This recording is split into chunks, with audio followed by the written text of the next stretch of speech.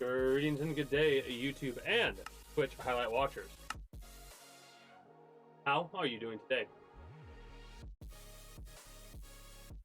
I myself am pretty excited to continue where we last left off in Minecraft. As soon as it will load up, that is.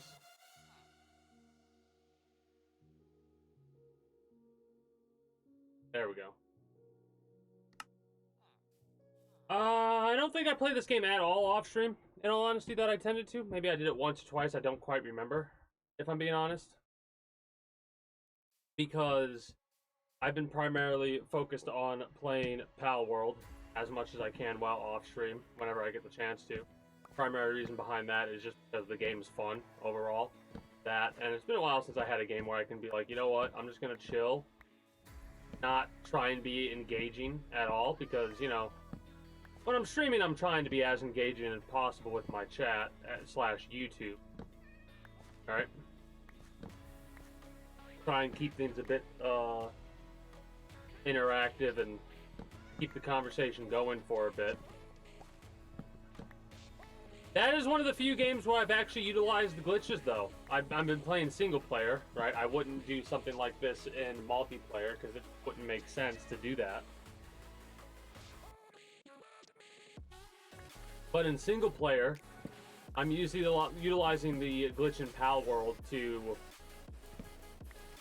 be able to capture bosses. I think I know why the glitch happens, in all honesty. Oh, come on. My nose is being a jackass today.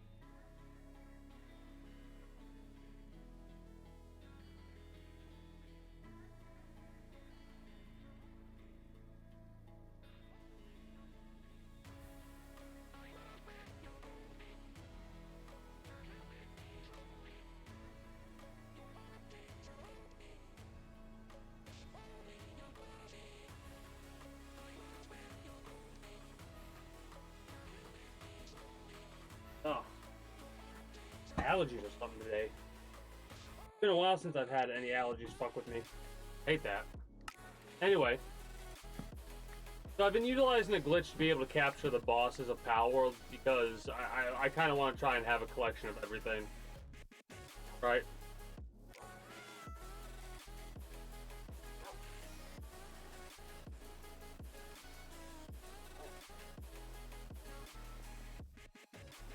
We could, I guess we could just trim that down. That's kind of what the whole thing's been for me to do. Like, it feels weird to do this way, but at the same time, I kind of like doing this.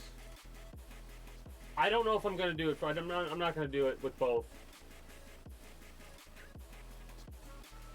Oh! I could stream more of that game. I could. Main reason I hadn't really over the last couple of days is because I ended stream early. Honestly, because the only time I streamed Fortnite yesterday, just to show off some of the things I get. I think I got like 2 or 3 wins or something like that. As for Pal World, I streamed it 4 times in total.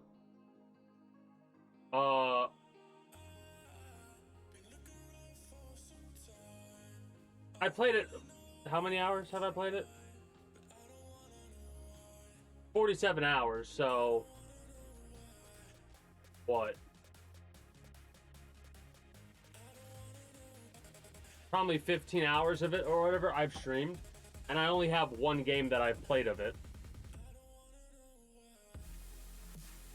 Honestly, the reason why everyone's getting angry about it is also why I'm pleased by that game's success.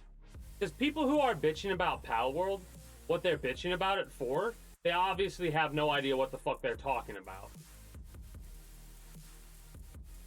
Like, it's so obvious they have not a fucking clue of what they're actually saying when they say what they're literally just parroting shit that other people have said, and that's their source. Their source is somebody else made it the fuck up.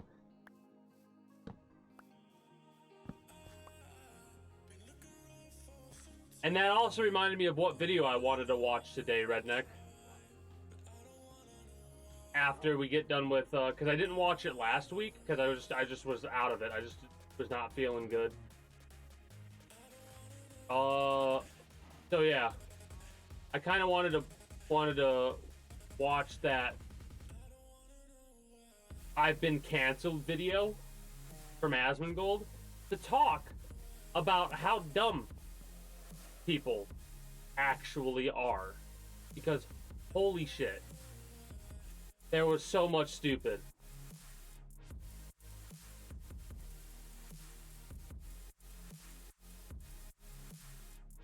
Hey, greetings and good day, Insane Baboon. How are you doing today? Everything they're pissed off about is frivolous bullshit. Like, number one, if you don't know what Pal World is a Ark-style video game where you capture creatures that exist in the world and then proceed to use those creatures to help around your base. Like, they're basically how you automate stuff, right? Like, if I were to have a game on a server, my pals would be mining constantly, right? If the server's always active.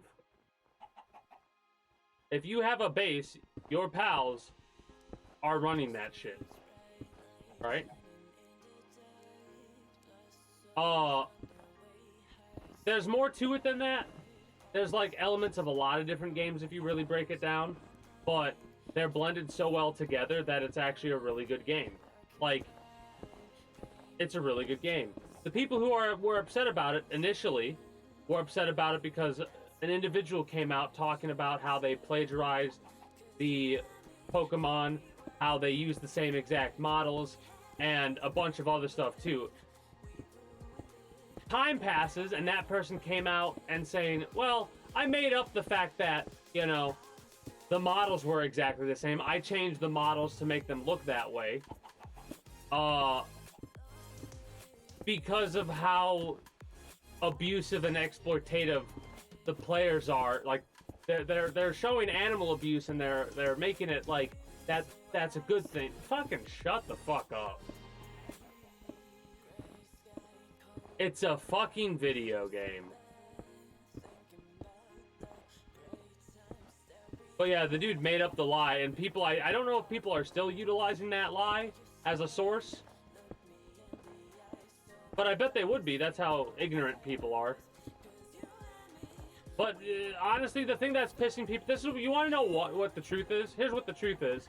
The Pokemon fanboys are jealous that a good game that's slightly, like tangentially, conjecturally, whatever the fuck the word is, similar. That's the only thing that makes sense. It's got to be people that are so diehard Pokemon fan that they're just going after that. Now, mind you, not the entirety of the community. Of course not. But a lot of them seem to be just hating on Pal World because it, you know, is somewhat similar. You use a spear to catch pals. Oh, it looks like a ball, and they use the word P. They're Pokemon stealing. They're stealing Pokemon.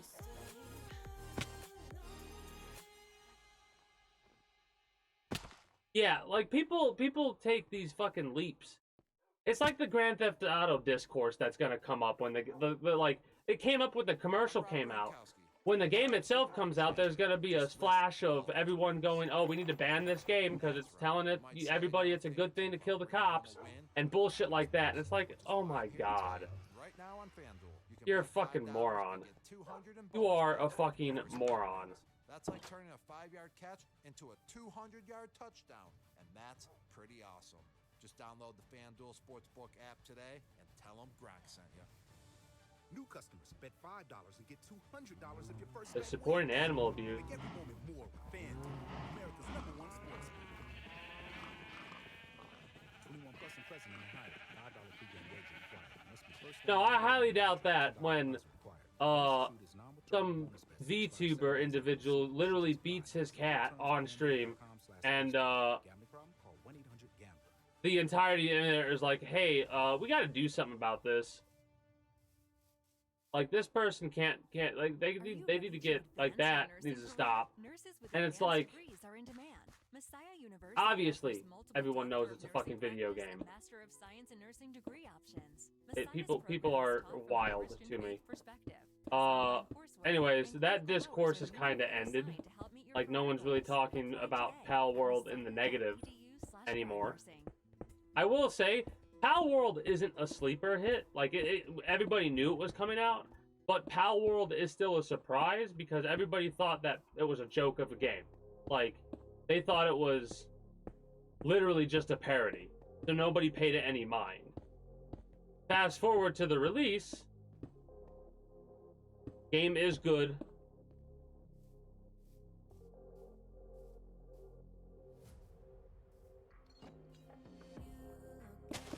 I mean, I get what you're saying. I disagree with that. Like, I think graphics are something you shouldn't really... Like, I have to step away here for a moment, but I think that I don't like the graphics of this game. I don't like the blocky look. I hate it. I hate the blocky look. But I ignore that. I ignore that dislike in order to enjoy the experience that the game's providing. You know what I mean? Like, I know there are mods to change the look of the game. I don't really care to do that right now. Maybe next time I play this game I'll do that. But I will force myself to play a game that I think might not look good, and I could ignore, like, Dwarf Fortress. Do you think that I wanted to play Dwarf Fortress when I first saw it? No, because of how it looked. But I said, you know what? I'm going to play the game for the mechanics and see what happens. It's one of my favorite games of all time.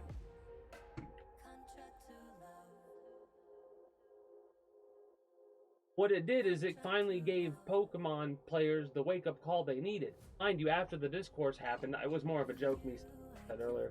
Everyone who's, like, fans of Pokemon were like, they need to, why, like, what the fuck? We need a good game. It's the same shit. For how many years has Pokemon been the same shit? Just the same exact game that looks a little bit different each generation it comes out. Or each year it comes out, whatever it is now. I'll be right back.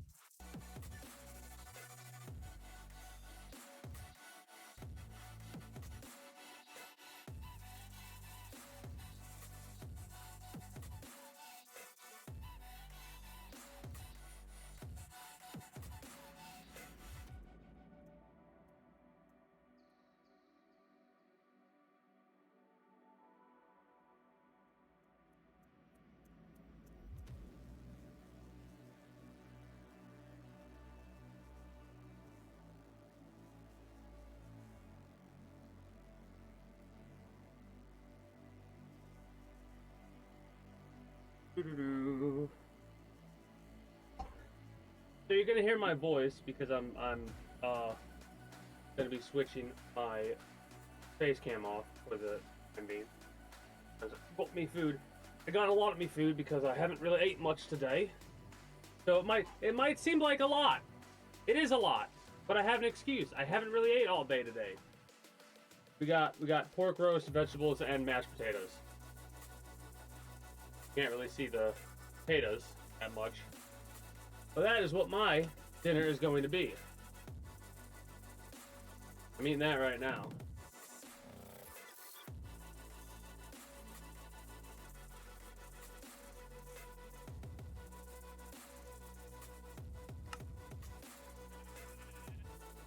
Can you open up the game capture? What?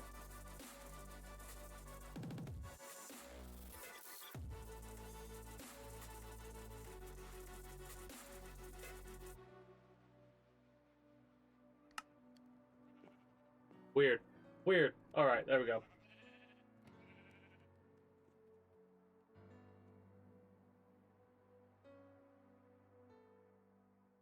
More thing. Alright, there we go. Let me catch up with that.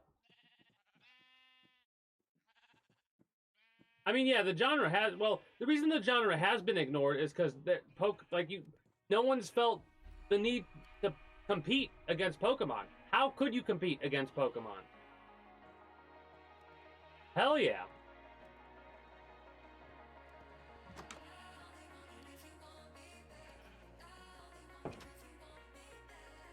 Love to hear about the exercise grind. I gotta get more consistent with that.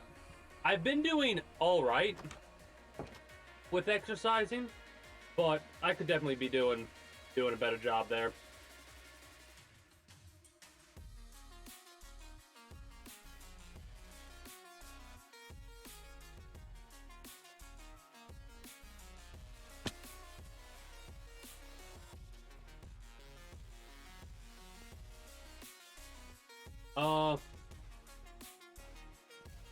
So like always, I'm gonna go down the list of subjects to talk about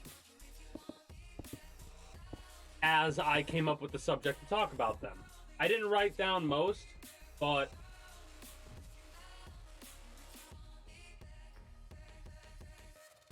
for this one,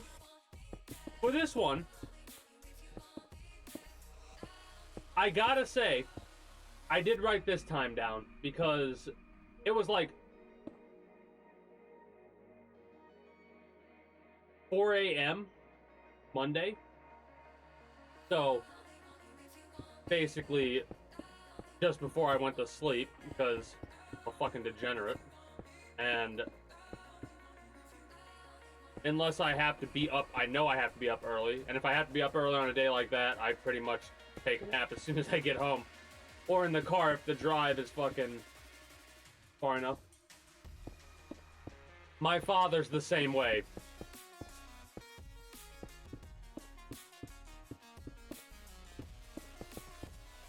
My father's metabolism is insane. And I definitely have to be wary of what I eat and how much of it I do eat.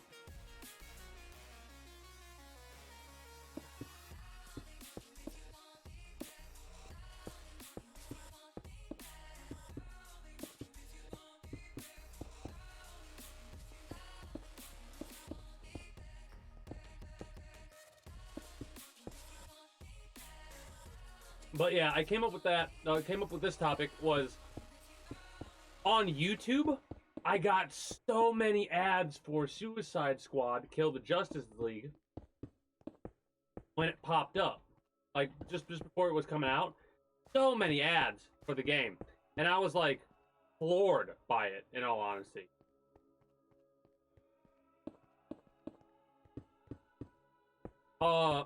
Fast forward a little bit. This is kind of off the next topic, but it's relevant. So, the game release, I watched. Was it Shroud? I think I watched Shroud play the game a bit, and it looks good. It looks fun. Not something I would enjoy personally, I don't think. At least not yet, not right now. I wouldn't enjoy the game currently. But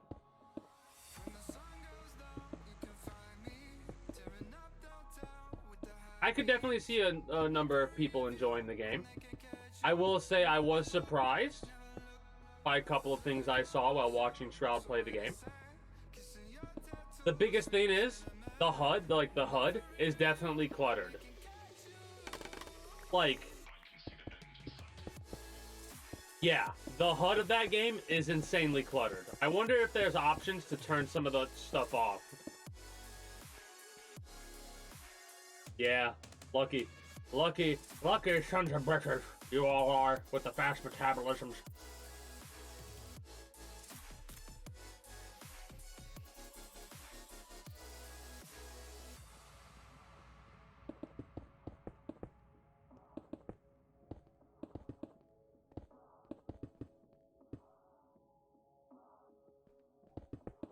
Yeah, I kind of figured you were joking right off the rip. It is a good thing that you said you were joking, because there is no tone on the internet. You can kind of convey tones sometimes, but it's not always a reliable thing to try and do, to convey a tone. Because some people might emphasize the wrong things for whatever reason. Feels like a part of our team, and when I got the news that we had gotten into our dream retailer, I said, Huntington is the reason that we can accept this contract. You allowed us to get here. It's something that Morgan and I... Get more than money from your bank. Welcome to Huntington. Real people come True. true stories. True. Yeah. Thanks for calling Discover. You're not wrong, because I'm over here and I'm like, immediately I'm like, oh yeah, they're joking. Right off the rip, because of how much we spent in voice chat playing the cycle. Let's see. I really do wonder what that game's gonna be like. What's Jaeger's next game gonna be? What is it gonna be?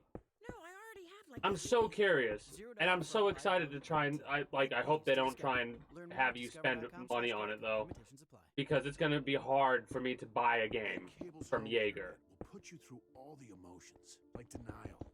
And it's not even because I didn't enjoy the game. I did. It's just because they fumbled, man. They really did fumble. Bills or annual contracts. It's just $50 a month. Anyway, speaking of new games, Fortnite's having this Teenage Mutant Ninja Turtle event in a couple of days, and I'm curious about what, like, is it an in-game Battle Royale event? Is it a new time-limited game mode? Or is it a new permanent game mode? Like, I have no idea. Yeah, exactly. Especially considering, like, there are some people that spent hundreds of dollars, and they're fucked. That's like,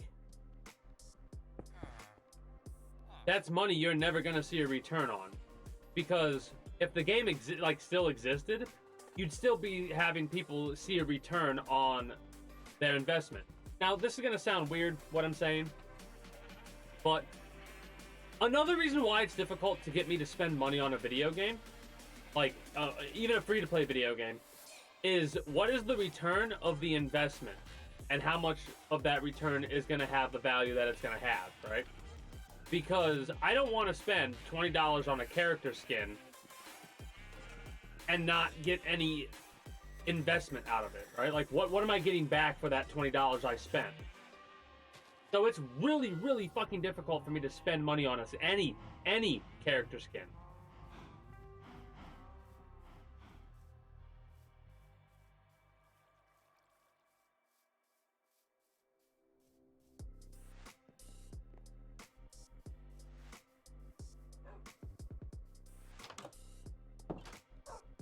And the battle pass better at least give me if I buy it for like $5-10 or whatever, or let me just say 1,000 in-game premium currency, which is normally valued at $10 if you break it down. Sometimes the value is different.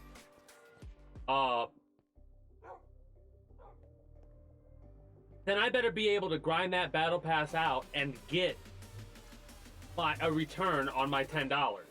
Because I'm spending a lot of time and effort to do that.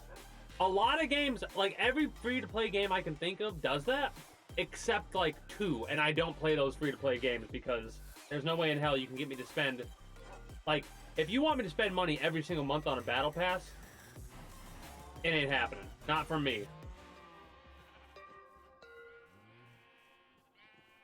Exactly. Exactly. Right what you said. Like, they should have stuck through.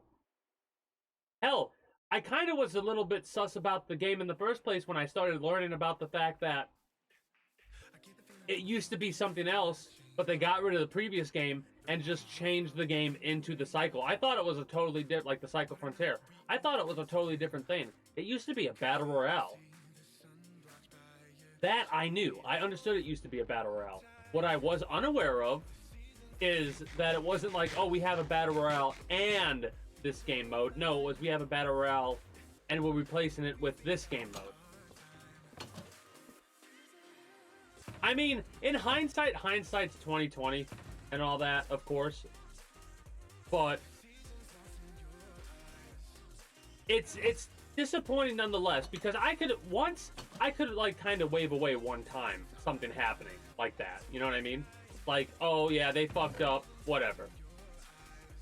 This is gonna be the second time this has happened.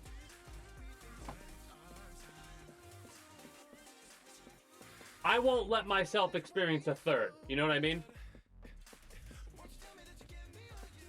At this point, you really have to not fuck up.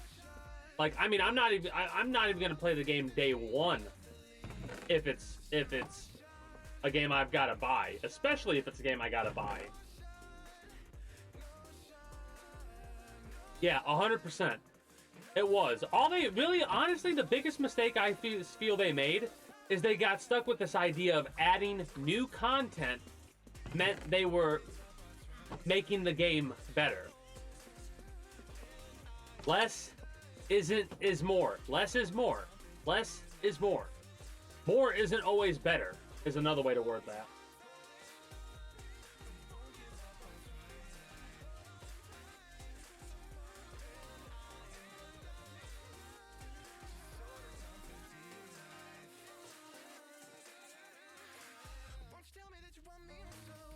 Like, it got to the point where they added so much more to the game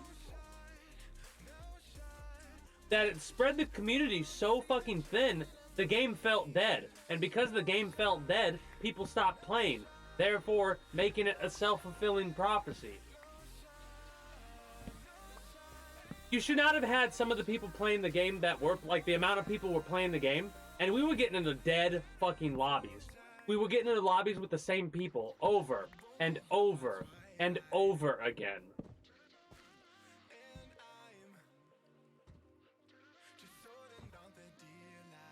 Like, you never need to, you never want shit like that to be happening in a video game. Like, yeah, no, that's the fucking the most insane part. They announced they were gonna add new guns, and everybody, and I mean everybody, started cheering. Like, yes, this is what we've been asking for. And a shooting range and all this, we're all excited. And then they revealed what the new guns, in quotation marks, were gonna be.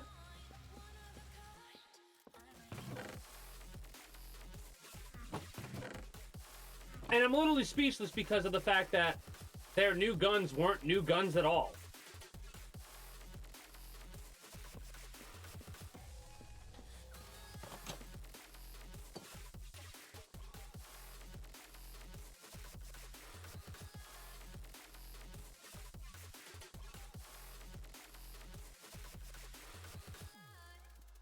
Yeah, it truly was.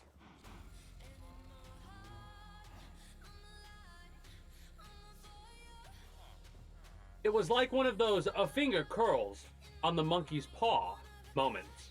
Like, hey, you asked for new guns, right? Right?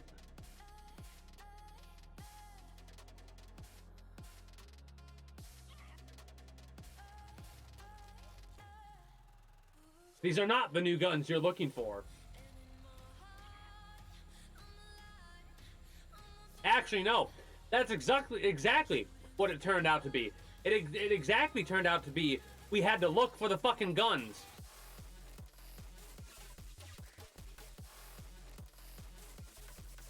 They stagnated. Even when they added a new map, they still stagnated. And like people were screaming at them what they could do to get out of the stagnation issue. They were like, guys, you don't have to keep adding new maps. Just work on what you have. You have something that's so good. It's got so much potential. And they just, I guess they weren't making enough. No, here's what the problem was. It's the same problem that Call of Duty has. Like Warzone right now.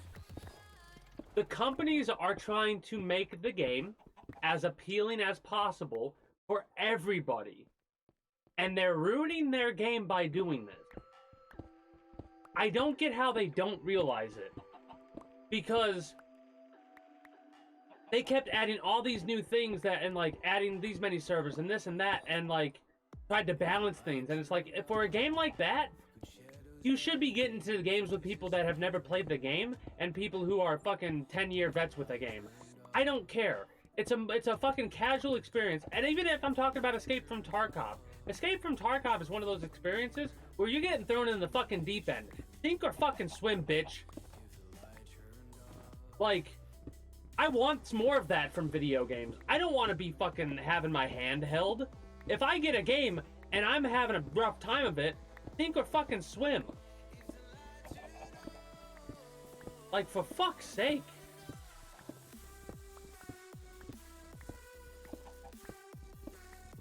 Yeah, good. I'm glad. It doesn't even have a fucking map. If I want a map, I gotta have a map pulled up on my second fucking monitor. And I refuse for that game. I'm gonna fucking go in balls deep blind.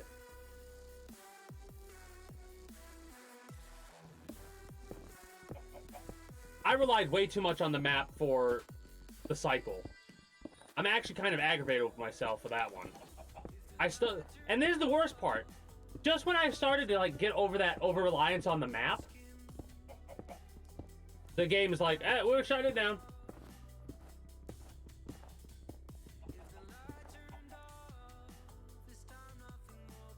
Yeah, that's fine. That's fine. Honestly, offline raids seem pretty cool. I didn't know that that was a thing. Now that I know that offline raids are a thing, that adds another point on the list of, like, it's gone up. Basically, the probability of me getting Tarkov has gone up even more now. That I could play offline raids just to kind of learn the game a bit like on my own. And then I'm not going, okay, maybe so like balls deep, well, semi-blind then.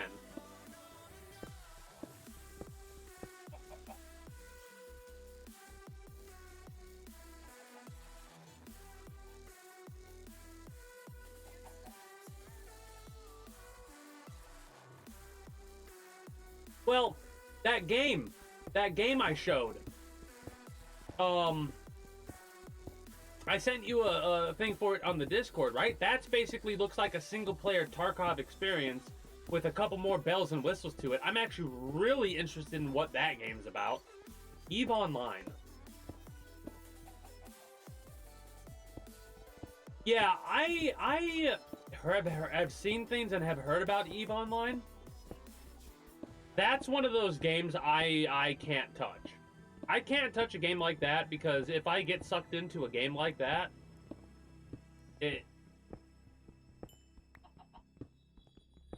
it'll be the only game I'll probably want to play. You know that Big Bargain detergent jug is 80% water, right? 80% water? I thought I was getting a better deal because it's so big. If you want a better clean, Tide Pods are only 12% water. The rest is pure, concentrated cleaning ingredients. Ooh, pass me the intercom thing.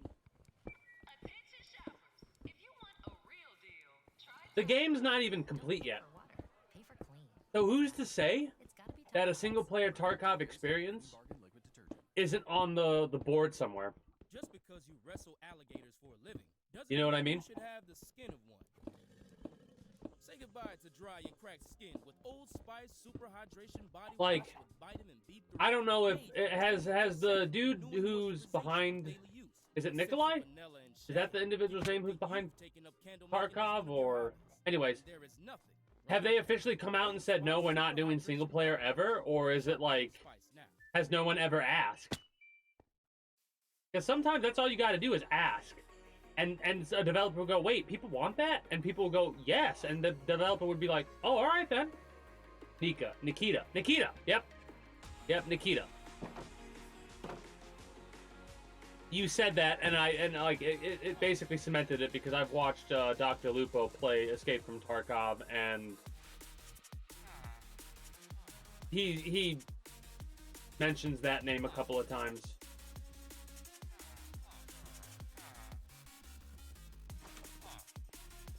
I'm not sure how you spell it either. That looks right. But as an American, I wouldn't hold your breath. Like, the way we spell January, like, what in the fuck? What in the fuck is that?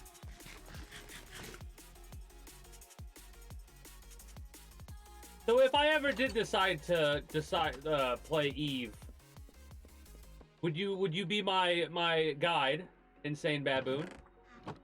I would imagine that Eve would be a game where we could do cross, like I could play on other servers or some shit like that. Gotcha. Oh man, give me a second.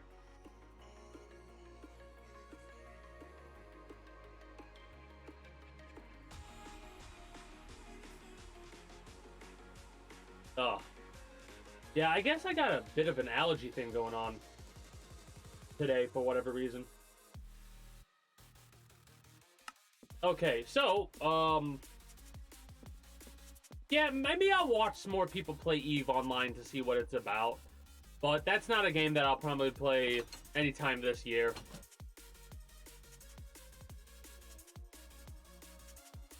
Oh, okay, got you. So that, I see what you're saying. I thought you were still actively playing the game. Well, that'll probably keep me away from playing it then, in all honesty. And that might sound weird, but truthfully, I take shit like that seriously. And stuff like that, I have a tendency to even check out a game that people have, like, members of the community have bad histories with. It makes me more hesitant to check it out. And it's not even bad history, it's just I don't want to play the game and get you to potentially do something that you know is problematic. Because I know for a fact there have been some people who have picked up some games because I played them.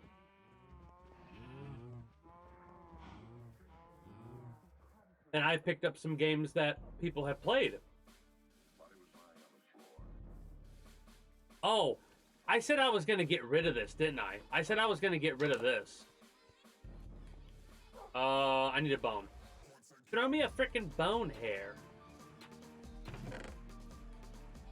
Well, let me fill in some more of that land with the stone hair. And then we'll go from there.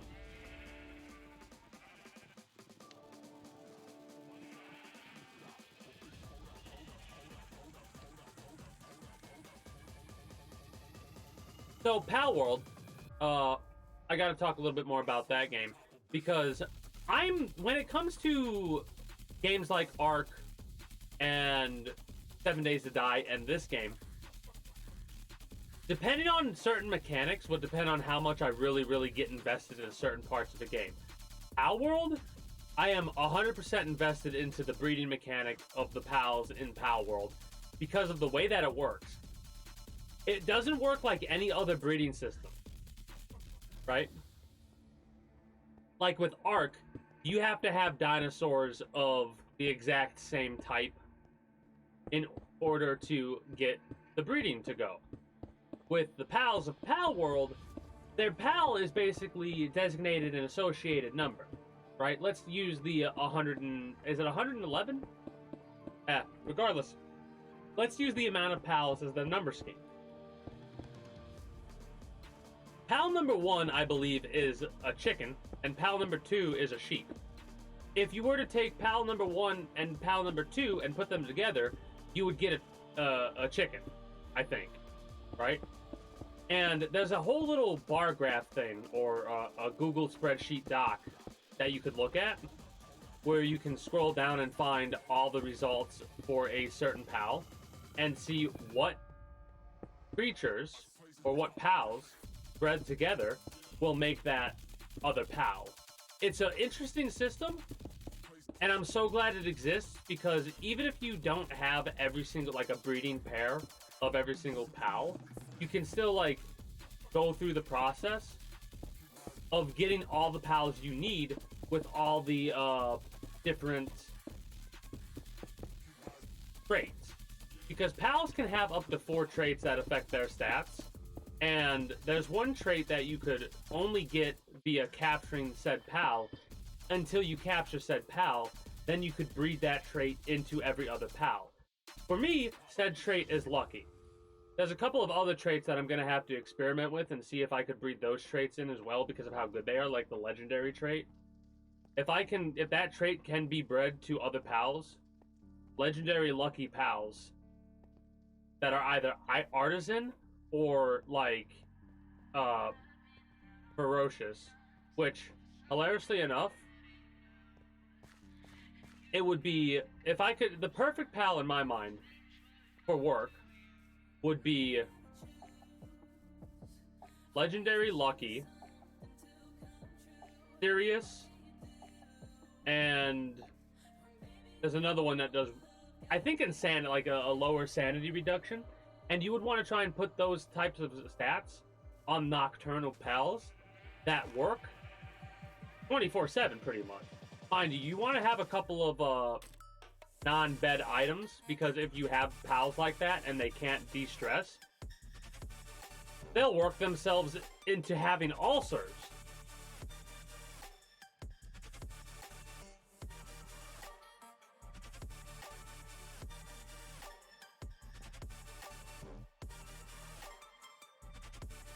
The medical stats of PALs isn't really that big of a deal. You could basically put the PAL back into the little box, and over time they'll recover. Or you could make medicines that are meant for the type of status effect that they're under. So PlayStation State of Play came out a little while ago, like sometime last week, or within this week, I should say. Just for those that are watching on YouTube, it is currently 7:20 p.m. 2/5/2024, which is February 5th, 2024. So whenever this comes out, which is probably in the middle of this month, if not the beginning of next, hilariously enough, that's what I'm referring to when I say last week or within this week. Anyway, during the State of Play, we got more information on a couple of games we heard about a while back. We got more information on new games, a couple of new games. I wasn't really paying too much attention. The biggest things that, my biggest takeaways were about Death Stranding 2, which looks wild. And apparently, from what the commercial or the trailer was saying, which Hideo Kojima is one of those individuals that does put a lot of answers in the trailers. There's a couple comments that get made about, like, finishing the story or the adventure or whatever, something like that. And that says, hey, Death Stranding 2 is probably going to be the last Death Stranding game, which wouldn't surprise me. However, the thing that did surprise me and excite me, and possibly many other people, was Hideo Kojima talking about how finally working on another tactical espionage action game. And if you don't know, that's the little blurb that Hideo Kojima coined for the Metal Gear franchise. Tactical espionage action. Well, stealth tactical espionage action, or I don't know exactly how the quote or whatever it is goes, but everybody was like, Metal Gear? No, obviously not Metal Gear. Konami owns the rights to Metal Gear. Let's see what they do with it, because I know this isn't true. Or maybe it is. I doubt it's true, though. But this is what I thought when I heard that. I was like, damn. Hideo Kojima must have seen the trailer for Metal Gear Solid 3 Remake finally and was like, you know what? I'm going to show you how to make Metal Gear. Fizzant. Because it Fizzant Metal Gear. That's the name of the project. It's project named Fizzant.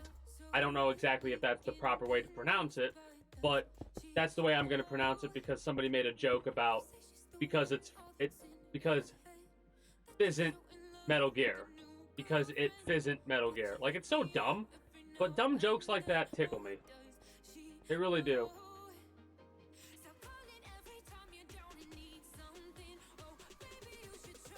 Oh, there's also a Dave the Diver Godzilla crossover announced for Dave the Diver during the State of Play thing. Oh, speaking of surprises, this is a big win. Big win for gamers everywhere, I say. Microsoft is bringing a lot of titles to Sony, to PlayStation. Like Gears of War. They're talking about bringing Gears of War to PlayStation. Holy shit. That's awesome.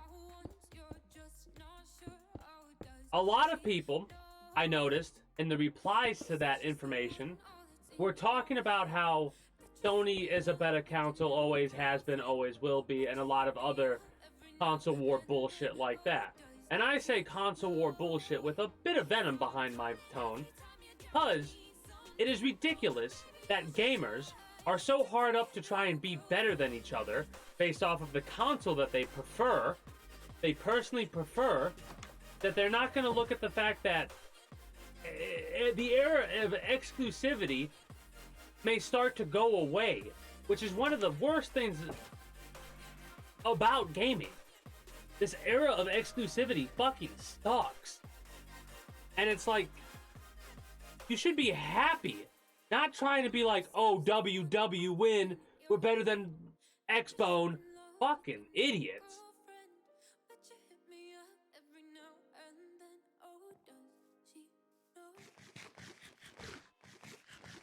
And I guarantee you, a lot of the dumb fucks who were saying that shit were also saying shit like, oh, I can't believe they're making this game exclusive. Because they want to play that game, but they can't afford to purchase multiple different consoles. Like, a lot of people can't afford to purchase multiple different consoles. Like, for fuck's sake, man. Think about what you're saying and the tone it conveys, in all honesty. Because when I hear shit like that, I'm like, man, they must really enjoy the fact that, they can't, you know, get any other games outside of what they can get because everything else is an exclusive. Man, ain't that a shame that they can actually play more video games?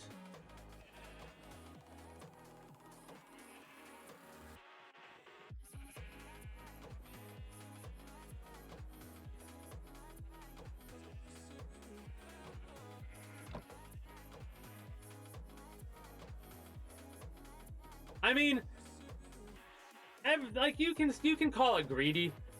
I think it's a stupid thing not to. Like, the fact, this is one of the dumbest things. Like, Pal World should show why Grand Theft Auto 6 should release on PC as well.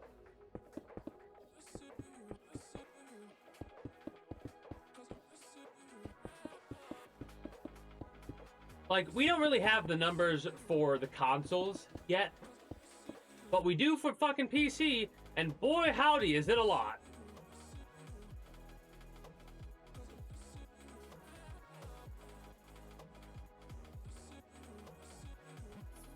It is overnight basically one of the greatest games of all time. And you want to know what helped make it so well known? Everybody talking about it with the AI shit. If nobody talked about it with the AI, it wouldn't have got as much attention.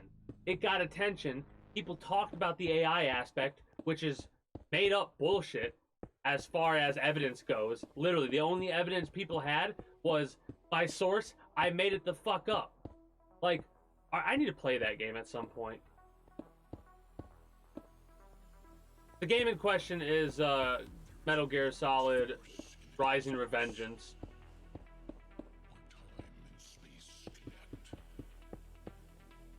I've seen a lot of memes from it, but I don't really know the true context of said memes.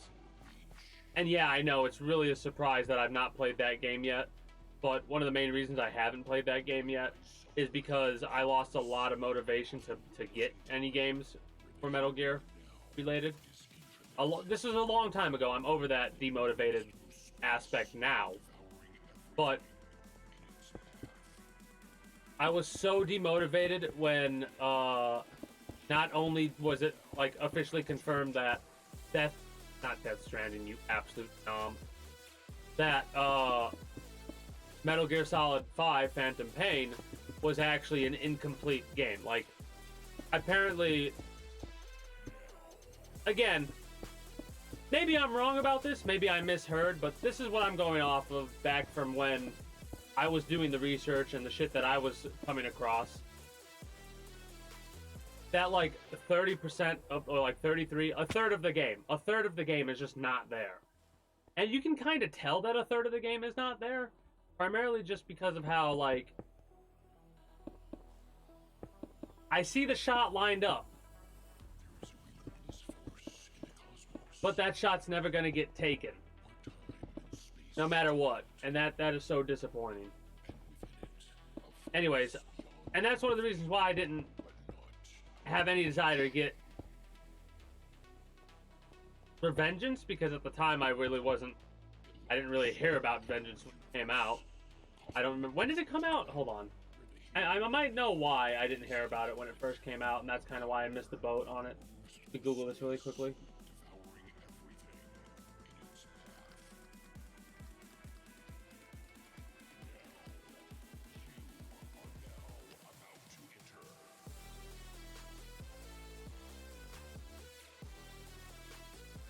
It's loading, give it a minute.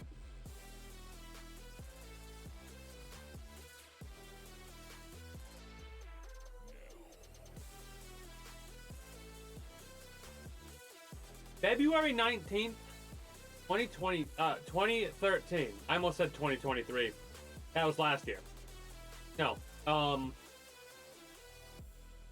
Fuck was I doing 11 years ago?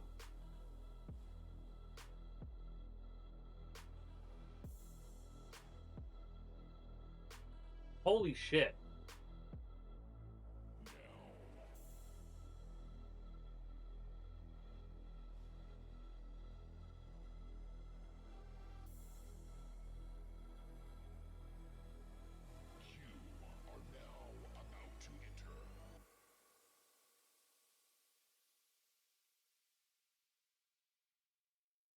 I was in high school. That's why.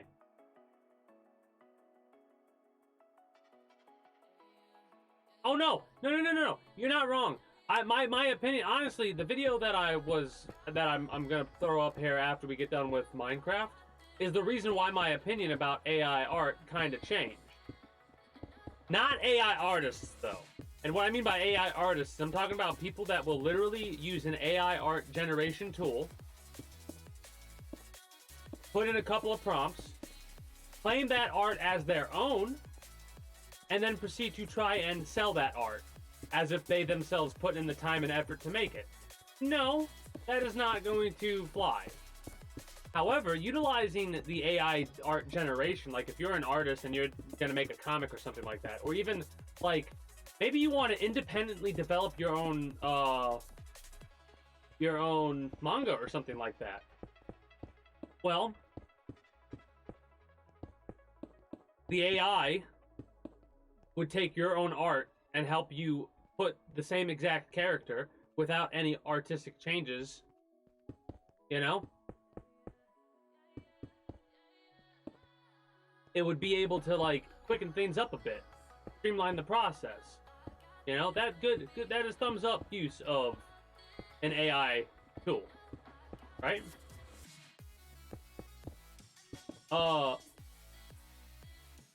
But they're like, the reason, the proof. Okay, real talk. Here's what the proof was. Dude showed off, and this is gonna be like in context at the time. This is exactly how it was. Dude showed off these video game models of the Pokemon, right overlapped with the pals that look similar or exactly identical, in quotation marks, to each other. That story got out, people took that story and they ran with it. Asmongold made a comment about, realistically, the truth of the matter is that your opinion does not matter based against the opinion of the creator does not matter against the opinion of the consumer, the person who is spending the money to buy it. Because the customer's always right. There's a reason that saying exists. There's a reason that,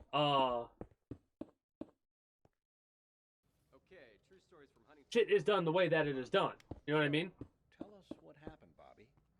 No matter how awful the truth is, the truth is... She did all the finances. She took care of everything. At the time, I needed all the help in the world. That AI art is not going to go I anywhere. didn't expect all the help I got from Sierra. It was much needed. Much needed. Get more than And the reason that's the truth is because of how streamlined it makes shit. For true stories. Like, I've actually seen a couple of advertisements that are utilizing AI voicing and AI, like, imagery in motion and shit like that. Well, I'm gonna say it's more of an accusation than full-heartedly proof. Like, I don't have 100% proof other than my own observations. But as somebody who's definitely, at least, I've utilized AI art generation tools in the past to see how they work. Just like, because in all honesty, I don't really think you're truly versed on a subject unless you do research on it, right? And for something like AI art generation, it's not that difficult to do research on it. So, do some research. Make some AI art that you're gonna like throw away when you're done with it or whatever. If you're that much against AI art generation, then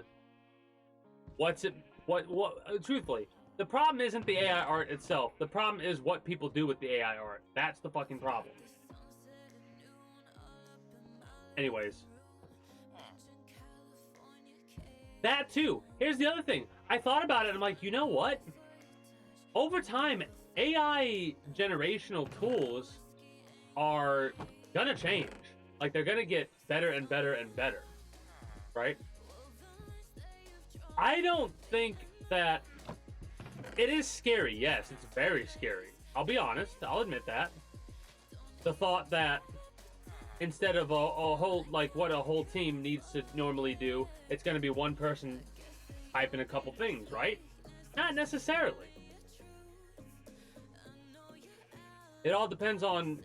Oh, apparently, speaking of how fucked up people can be, apparently 70% of all currently existing cryptocurrency is a scam.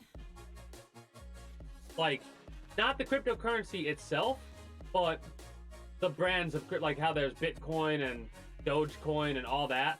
Those types of coins, apparently 70% of them are scams. Again, news article, so I don't know. I need to do more research, but that's what a news article said, right? Now here's the interesting thing. If we were to, right now, go to Google. Now this is me doing research on the spot, right? And type in, how many Bitcoin exist? How many Bitcoin exist? Let's see if this gives me the results I want.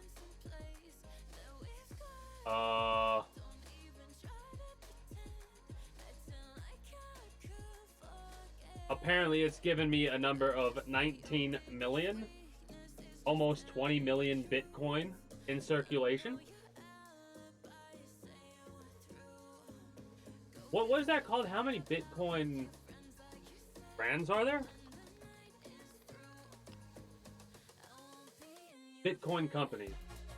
1, 2, 3, 4, 5, 6, 7, 8, 9, 10, 11, 12, 13, 14, 15, 16, 17, 18, 19, 20, 21, 22, 23, 24, 25, 26, 27, 30, 31. That's 31 companies. And those 31 companies might be the most official companies right there. Every other Bitcoin company is potentially a scam, apparently. Alright, let's see.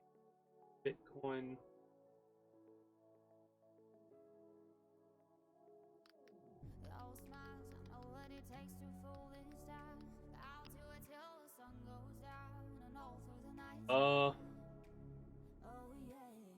There's a crypto scam tracker.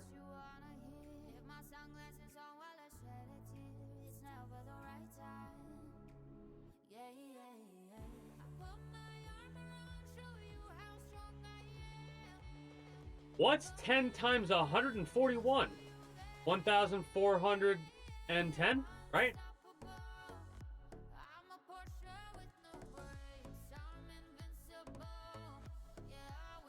Anyways, that's apparently the number of Bitcoin companies that have been reported as being scammed.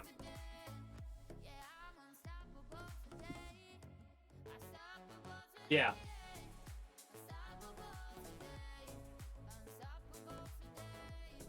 So, hold up. Oh no, never mind.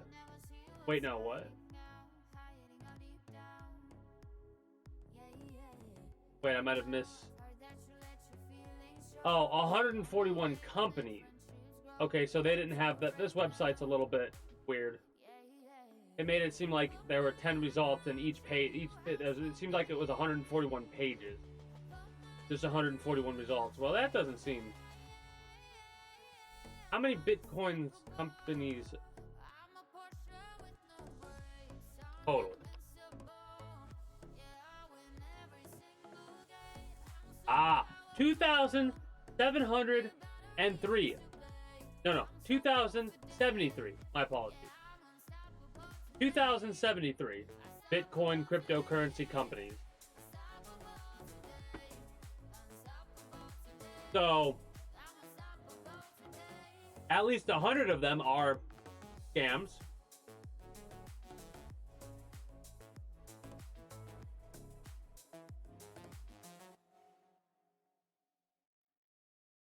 I'd have to do more research. I'm getting too distracted. I got into the rabbit hole. It happens sometimes on days like today.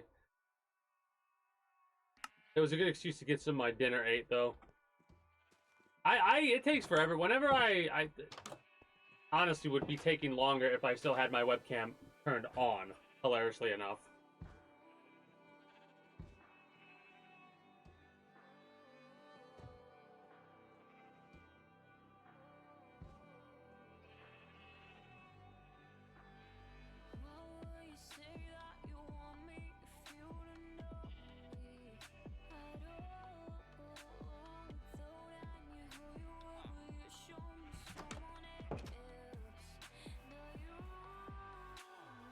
Alright, so,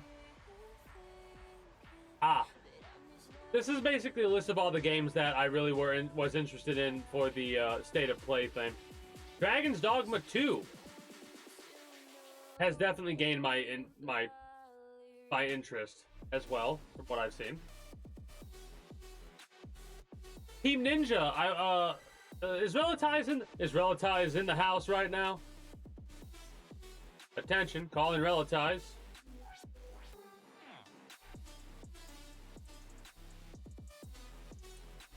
Because I wanted to bring up and ask if they saw Team Ninja's little advertisement for a Ghost of Tsushima looking game that's utilizing like a Sekiro stamina bar for the combat. Oh, Death Stranding 2, it's also coming out in 2025 apparently, so that's 2025 is going to be a great year for games, as long as these games come out on those years. Not really much else to talk about when it comes to things that I did technically off stream, right? Because that's everything that I did over the past week off stream. You stopped hoping for games. I mean, I'm never gonna stop hoping for games. Oh no. Oh no. Oh, speaking of it being February now, any of y'all got Amazon Prime and the token to go along with it? If you do, I would recommend you use it, regardless of who you use it for, myself or another streamer. Use your free token.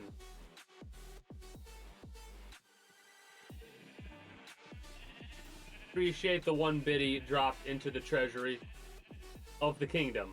Insane baboon.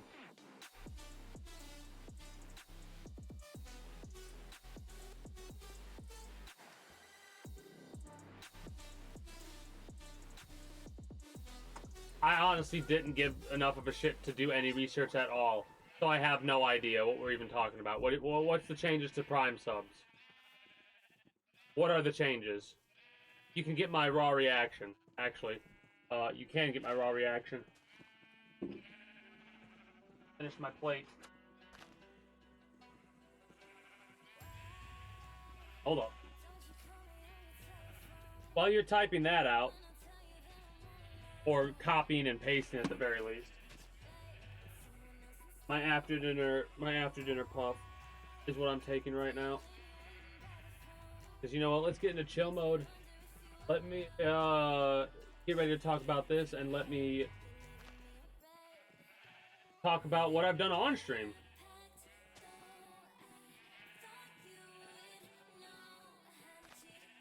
I don't really. It's at the end of the day, the Amazon Prime ticket thing, the little token you get each month, is something I need to remember to spend more often. I need to try and spend it on the 9th of every month because I fucked up. Mind you, if I do it right, I could wait 1 day and I could eventually make sure I'm getting my renewal of my token on the 1st of every month, because it bothers me that it's on the 8th. Yes, that is a weird thing to be bothered by. Shut up, I'm bothered by it. I'm smiling as I say that because I'm joking. You can't see that right now, but let's change that fact, shall we? Change that you can't see my smirk. Wait, give me 20 seconds.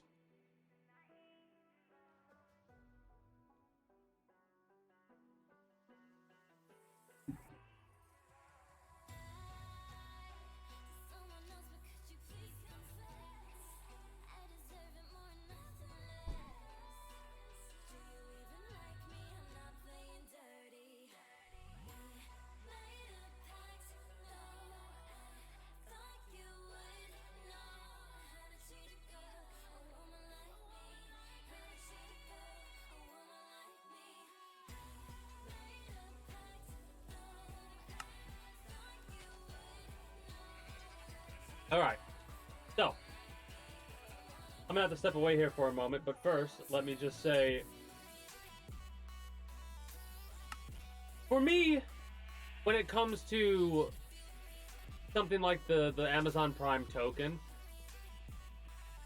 every little bit goes a long way. Yeah, I'm getting a little bit less, but at the same time, I get why they're doing that. They're doing that because they're apparently resetting how much partners get and stuff like that. Like they're redoing the amount that partners get.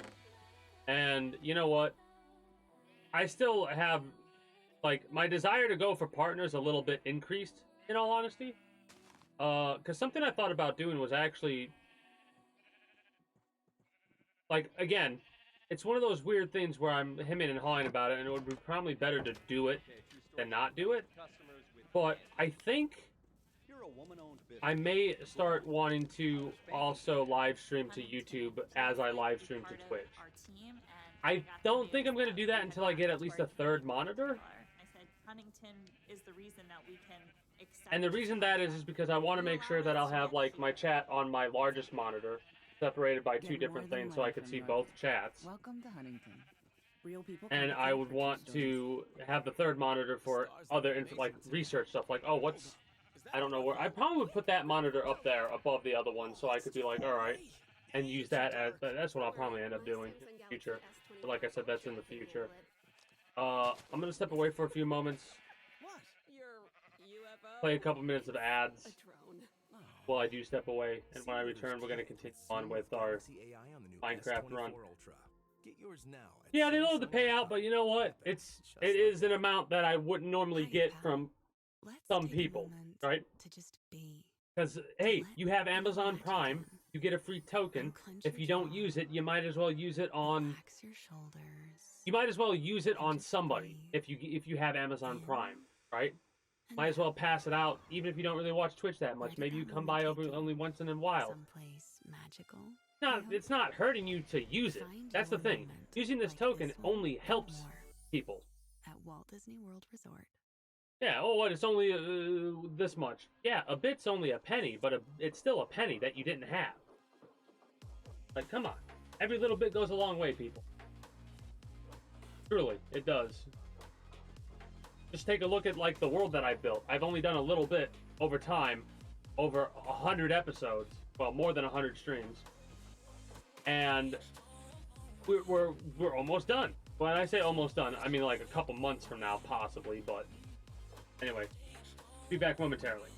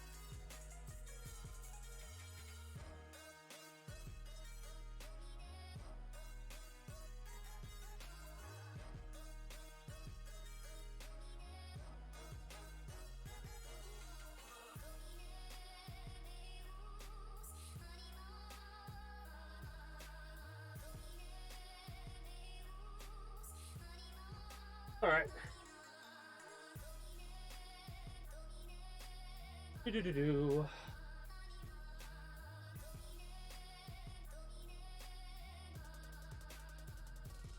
Yeah, spin the wheel and click a stream. Exactly.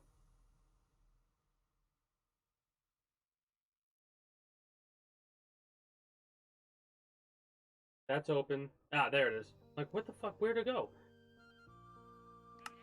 Alright, so, what do we got? We got... So, was it... Not the most current stream week, but last one. The one before. We started doing a main story rush on from like chapter 3 onward. And I went through chapters 4 and 5. Or no, not 4 and 5. I think I'm on, no, I'm on chapter 6 right now, or at least I should be. Or whatever, however it works. Basically, we're a couple of missions away from the finale of the game. So, we've utilized this as a stopping point. Well, I've utilized this as a stopping point. And what I'm going to be doing is I'm going to be doing map clearing. So on Friday and Saturday, I'm probably going to be doing quite a couple of long streams. If I don't get it done on Friday, I'll get it done on Saturday, and then I'll probably continue with a little bit of main story on Saturday. But on Sunday, I'm wanting to see if I can beat the game, like the main story. And no, that isn't me rushing. That is me getting to the point of like, all right, I can see what it's going to take to beat the game. It's probably going to take, in all honesty, at least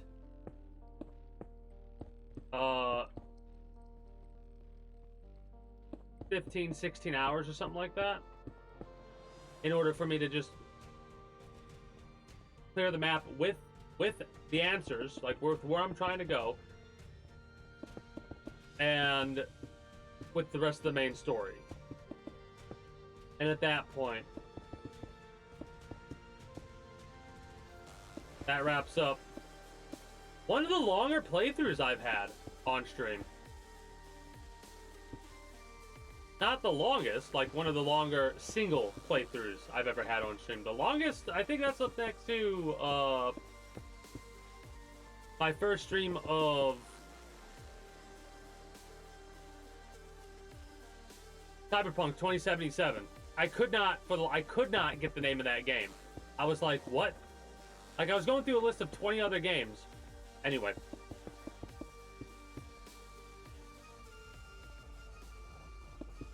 So my Cyberpunk 2077 run, actually, I think it was 125 hours at the end.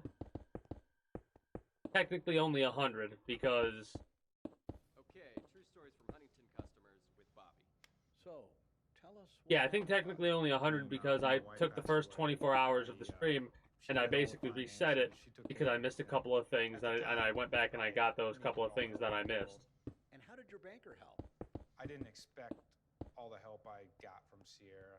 It was much needed, much needed. Get more than money from your bank. Welcome to Huntington. Real people compensated for true stories. Working moms have way too many to-dos. Switch to H&R Block and have an expert do your taxes for you. Block guarantees 100% accuracy and your max refund or your money back. And with your no surprise guarantee, you'll always know the price of your tax prep before you other news. I don't know. We talked about it. Yeah, we talked about it for sure. I'm like, did we talk about the fact that Microsoft is gonna, or is talking about potentially bringing a bunch of games to Sony? Yeah, we talked about that for sure. Details at hrblock.com/guarantees. Discover, this is Daniela. Hi, it's Jennifer Coolidge. Man, I just want to thank you for making me feel so it is amazing how special. short-sighted some people can be. That's great, but with Discover Cashback Debit, Everybody always complains about exclusivity. And when exclusivity seems to be stopping, everyone's complaining about how much worse the other system is. Discover Cashback Debit. Like, Checking account with cashback. It pays to Discover.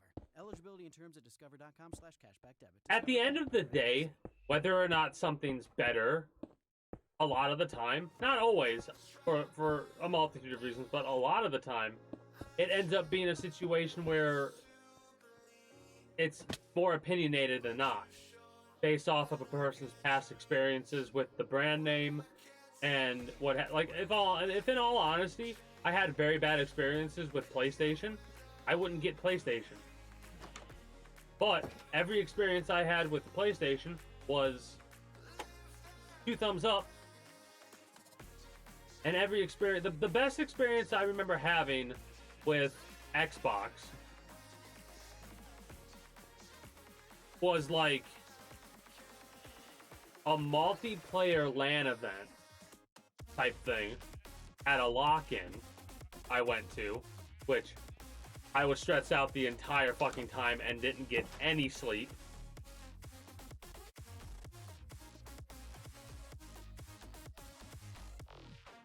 For a multitude of reasons, but anyway, there was like a bunch of Xboxes and everyone was playing some game multiplayer, and I had no idea what the game was about. It was the first time I was truly using an Xbox controller. I got my ass kicked for like the first 4 hours, and then I picked it up, and everyone was so fucking surprised at how good I had gotten in only 4 hours, and it's like, yeah, well, I had to adapt pretty fucking quickly, huh?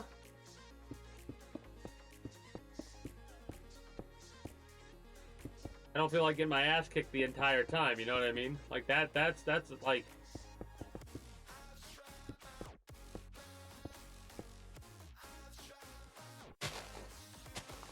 Anyway. There are events that have occurred that have actually surprised me. I've made a couple of predictions that have occurred. Like some of the events that have happened have surprised me when they have happened and how they have happened. Not the event themselves, though. Or the event itself, though. The event itself is not what surprises me. The how and the why is what surprises me. And the reason the how and the why surprises me, and not the what is actually happening, is because given that this game is a direct prequel, you sort of can already picture what happens to the characters in question, right? Like dominoes, they're falling down, right? And I'm waiting for the entirety, like, the one domino to fall to hit all the other dominoes that makes the rest of them fall. Like, I'm still waiting for that, the shoe to drop, if you will, for lack of better terminology. Mind you, I'm surprised that the shoe dropping hasn't quite happened yet. And the shoe dropping is me referencing a spoiler. The only spoiler that I truly knew about in the game. The rest of the stuff I've inferred with, like, overtime obviousness of direct prequel. And if, again, I'll bring up what the difference between a direct prequel and an indirect prequel is. Examples of indirect prequels would be Metal Gear Solid 3 when compared to the storyline of the rest of the Metal Gear game, right?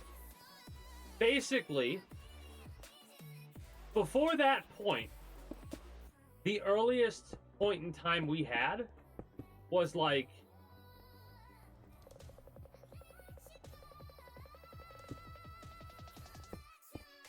'87?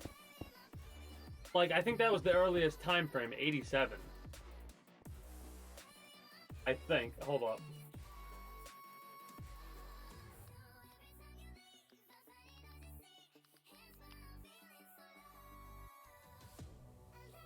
Yeah. 87, I think, with Metal Gear. Right?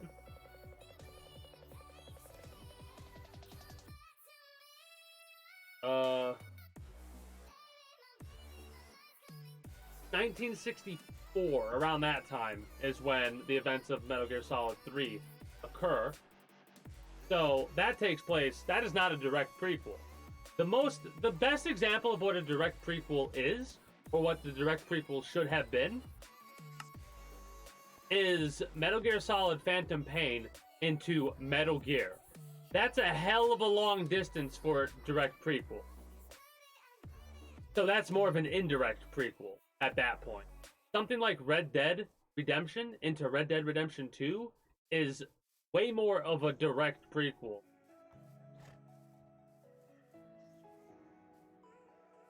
And because it's way more of a direct prequel, it's easier for me to go, oh, I know what happens here. I mean, yeah, sure, I know what happens with the characters of Metal Gear, but this is one of those things of how did it get there? You know what I mean? The reason why that same question, that's what Red Dead Redemption 2 is answering. How did we get there? The problem with the how did we get there of Red Dead Redemption 2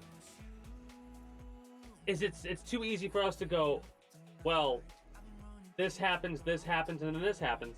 And guess what? Pretty much every damn thought I had about what was going to happen, thoughts that I haven't really vocalized because these were thoughts I had when I first heard about Red Dead Redemption 2 being a prequel. Thoughts I had when I first heard about that game being a prequel were thoughts of like, I hope it's not direct. Like, I hope it's like the start of the game or something like that, because if it's not and it goes over how we got to the events of Red Dead Redemption, then all that's gonna do is like, hey, here's reconfirming the information that you already gleaned off of based off of what you've witnessed in Red Dead Redemption. Yeah, there's a lot of cool shit that happens in the game, and the way the story's told is awesome.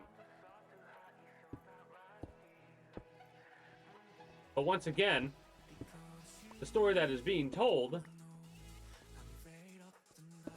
is a story that we are too aware of at the time that it is being told. I will admit that it has made me want to play Red Dead Redemption again, so I will be playing Red Dead Redemption after Fallout.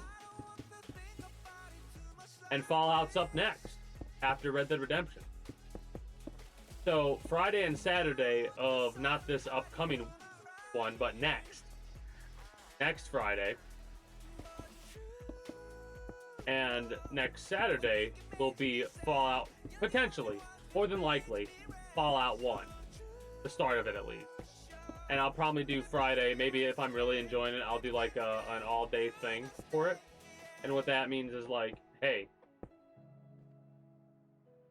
I want to play for like 6, 7, 8 hours. If I really enjoy it.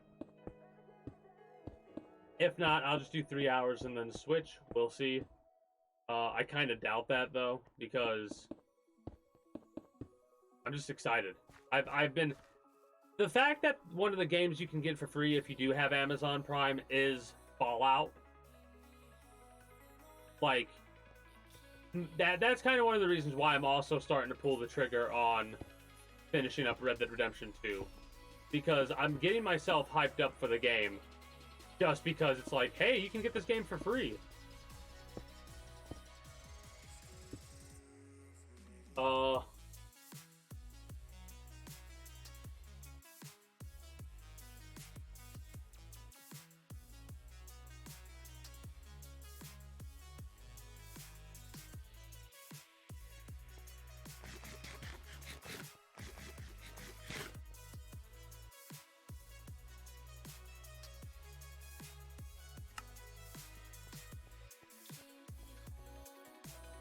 Oh, yeah. Hey, greetings and good day, relatives. How are you doing today? Hey, did you watch any of the State of Play that happened within the last week? The one where they showed off Death Stranding 2 in more detail and stuff like that. They also showed off... We might have to watch that, or at least check out some of the games. One of the games was actually the Team Ninja game. I don't know if you would enjoy this game. Because it looks... You might enjoy it. It looks a bit more similar to...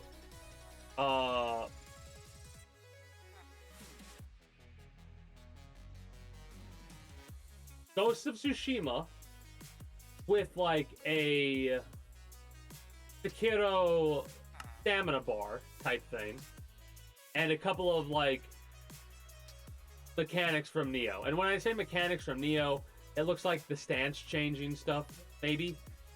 But the item bar, the press up, down, left, or right on the D-pad of a controller in order to use an item. I don't know if you will enjoy that type of a game, but I am bringing it up to make sure you're aware of it, so you could check it out to see if you would want to get that game and check it out.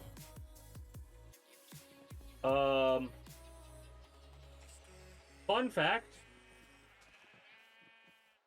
by the time the people on YouTube see this, I will be in the midst of the Fallout 1 playthrough. I'm always going to say the Fallout franchise, but I'm taking a couple of breaks from the Fallout franchise to play other games. I have a couple of plans. Our team, and when I got the news that we had gotten into our dream retailer, Yeah, I said, I figured you wouldn't be, because I was looking at it, I'm like, I would be interested in that game. you allowed us to get here. But I don't think you would, Rhett.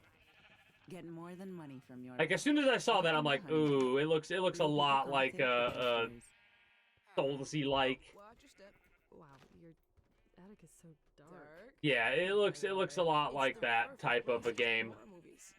Unfortunately / fortunately, depending on your perspective. Some people are all like, yeah, let's go. Other people's are breaking down, bawling, metaphorically, maybe even literally. I mean, I'm not going to be one to talk about who can or cannot be emotionally attached to whatever the hell they get emotionally attached to. And it frustrates me that some people are the type of individual that will talk about that like that. And it's like, guys, showing emotion is not a bad thing.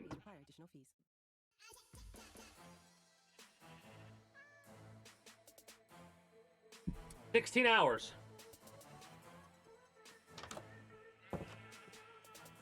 My guess is 16 hours of a session. 21? 21. Hell yeah, blackjack. Let's fucking go. That's awesome to hear. I am so glad. I'm like legitimately glad you are enjoying the game. I might check it out on my own again. Like I might try if the armor change and the shield change or whatever they're doing. Like this is a big enough change to make me look at it and see if it's it's a big enough change to get me to take a little bit of a gander. 5 p.m. yesterday to 2 p.m. today.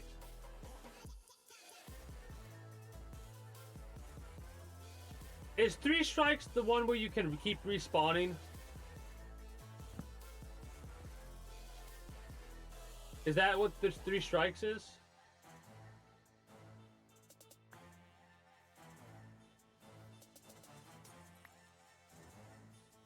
If you could decide to have 3 strikes as a permanent game mode, would you hit yes on that button immediately? Instant yes. Okay.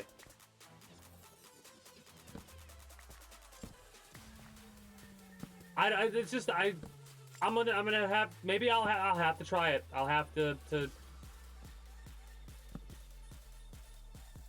check it out, I guess. If I'm really feeling motivated. We'll see though. Would rather have it than arenas. Damn. Okay.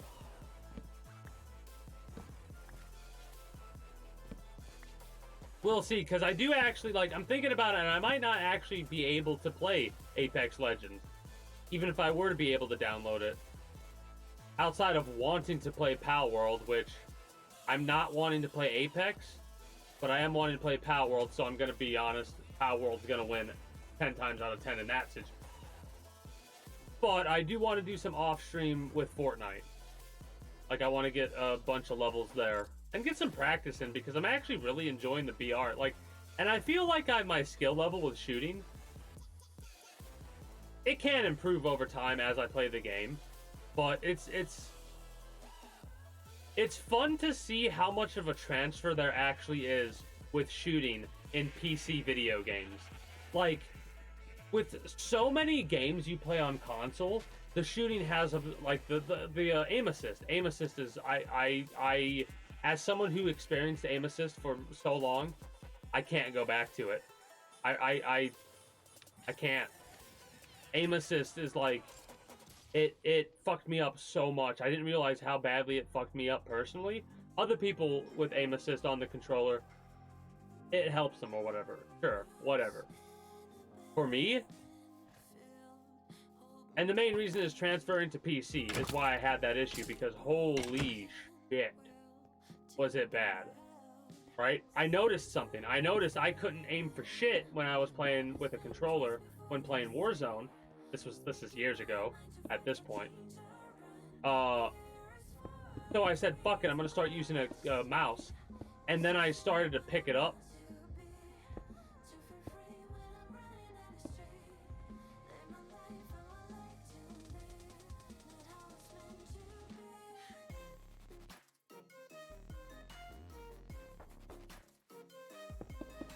I have my whole wrist to work with. Like, I'm moving a lot when I do this. Like, it's a lot more precise to me than using my thumb. You know what I mean? Wait, I misread that. Ignore me, ignore me. I flipped some words around. I flipped some words around. You're good. I said the same thing you said. Ignore me. I flipped some words around. That was like a dyslexic moment. No, I'm not dyslexic. Yeah. Yep.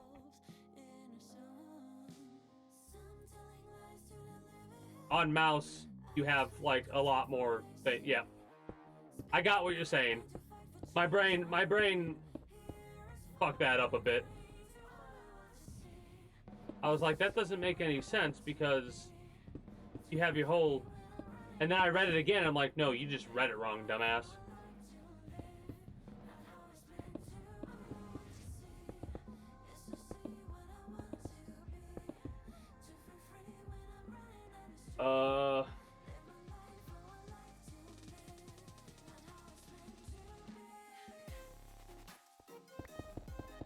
Alright, yeah, no, that's pretty much all the topics that I have written down to talk about regarding, like, somewhat near future, regarding this week, that is, right? Like, off-stream, I'm probably going to play more Pal World, play some more Fortnite to get more levels and stuff like that, so I can buy more of the bonus of the Battle Pass and make sure I got all the quests done I needed to get done, or whatever game modes I need to get them done for.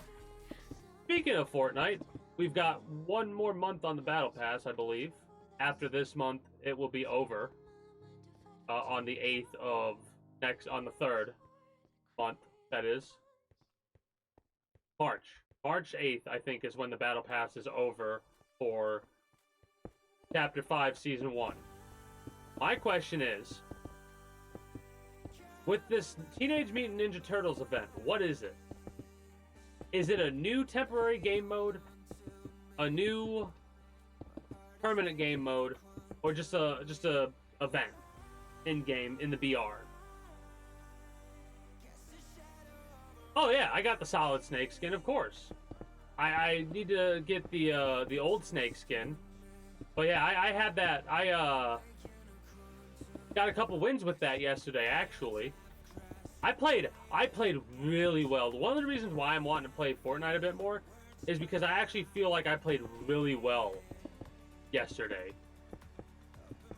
Like, I had a couple of moments where I really outplayed some other players. And then there were a couple moments where the only reason I lost was literally because my aim wasn't exactly on point. Basically, me versus another player, the other player at the end had 10 health. And the only reason was because I shot them 3 times with a shotgun, and one of the shots did 25 damage instead of the normal amount, because it was more of a glancing shot. If that did 35 damage, man, oh, just 10 more damage on that one shot, and I would have been able to recover. But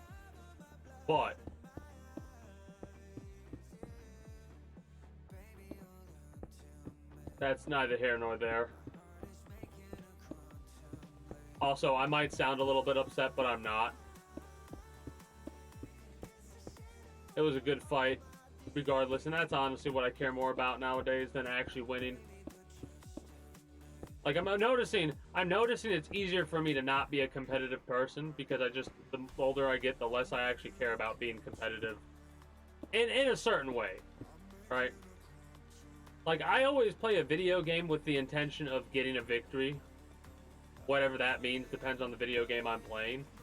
Like if I'm gonna play Apex Legends again, I'm gonna try and win, no matter how invested I actually am into the game itself. It's doing a disservice to yourself if you don't play a game you're trying out, if you don't take it somewhat seriously, you know what I mean? At least that's how I feel about it. But yeah, I got the snake skin. No, that is not Solid Snake. That's a meme that I probably am going to end up quoting every time I am playing Fortnite on stream. Because of the meme that like everybody was freaking out because of how it doesn't look exactly like the Solid Snake that they're thinking of. And I was like, guys, it's a representation of a character. Shut the fuck up and be happy with your representation of a character. This motherfucker got into Super Smash Brothers. And also Fortnite. What other games is Snake gonna also end up in? Geralt's ended up in a few. And that's a franchise I've never played. Master Chief played that franchise and they've ended up. It's amazing when you start to break down how many different franchises are actually a part of that Fortnite shit now. Oh, okay. The reason I brought up the Teenage Mutant Ninja Turtles event that's going to happen in the next couple of days was because I had a thought where do they add new game modes during a season, or do they save new game modes for when a season's close to like when the new season's out? You know what I mean? Like, are new game modes gonna come with new seasons? Is it gonna be that they're gonna keep the game modes they have and work on them? Like, I'm very curious about what they're gonna do with this, because they've been actually updating the games on the regular and improving them from what I've been hearing. So it makes me curious as to whether or not they're going to mainline focus on games, or if they have enough different departments or branches of their developers to have them specifically focus on another game mode. Like if they added a new game mode, would they be able to handle that because they have a whole new group to deal with that? Regardless of all that, I wonder if they make a fighting game. That sounds weird. Me saying that out loud it just sounds weird. But, like I said, depending on how much potential, like that, a biggest example of one of the differences of what I would never expected is Lego Fortnite. Like, that is wild to me. The Guitar Hero mode, or the Fortnite Festival as it's called, Guitar Hero, Clone Hero, Rock Band, whatever you want to call it, or call it similar to. That one's a bit easier to be like, oh, I get how they did that. Same with the racing. I get how they did that. Yeah, it is a different game mode, but it's easy for me to see how they got the game modes they got with what they had with Fortnite, right? With Lego, it's a bit different because, yeah, you can still see that but I realize what's at home. Style. There's still references to the battle royale itself and stuff like that, but it's got more of like a free roam, save the world aspect to it almost. Hilariously enough, I wonder, is Save the World still a thing? Can I still play Save the World? I hope I can, because I do intend to. I'll have to start a new playthrough of it, but I intend to do a playthrough of Save the World at some point and see how well that's aged over time. It's crazy, isn't it? If you have it, you have it. Then I have it. Oh, you don't. We can't. Oh no, really?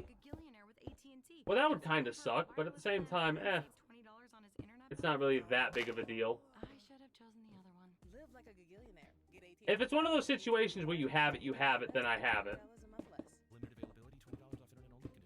Hey, you think they ever actually, like, because a lot, like, from what I've played and what I've heard about, the single player game mode, the Save the World, is kind of basic, like it's very blag. I wonder if Epic ever goes back to change that game mode at all, or if they've just washed their hands of it, are going to stick with focusing on the other game modes, both fan-made and official, which, that's another thing that blows my mind. If people put enough time and effort into it, they could make a whole ass game. Like, there was a couple individuals that threw out a proof of concept, and the proof of concept is really interesting.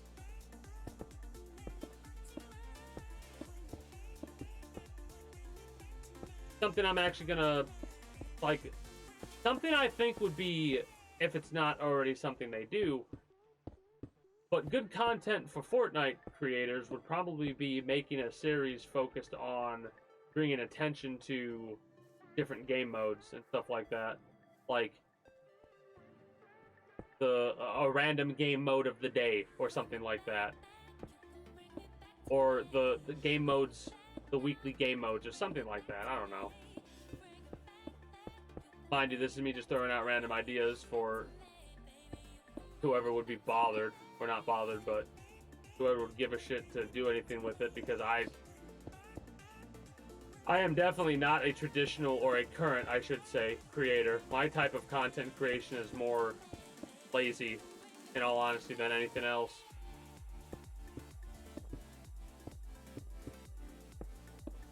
Hilariously enough, I would have edited a lot more this week, but Pal World popped up, and I was like, I just want to play it. I want to play this game that everybody's talking about right now. And you know what's hilarious? I'll be real. I never had any interest in playing Pokemon, ever. And Pal World has now made me want to actually, like, look into Pokemon a bit. Because of the idea of... And when I say look into, I'm not talking about getting Pokemon, because from my perspective, it would be going to an inferior product. Because, yeah, there might be more Pokemon by, like, literally a multiplier of 10. But again, more isn't always better.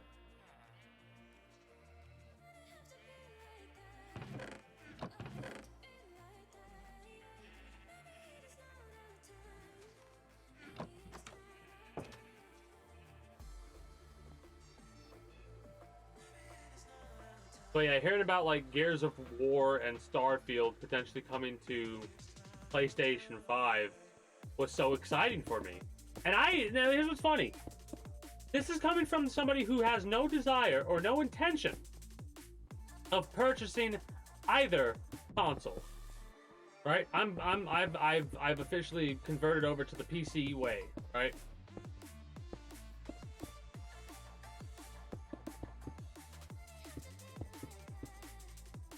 It's almost like that I no longer wish to be angry, I wish to be happy meme. But like, when revolving around the console wars, I no longer wish to be a dumbass. I wish to have fun.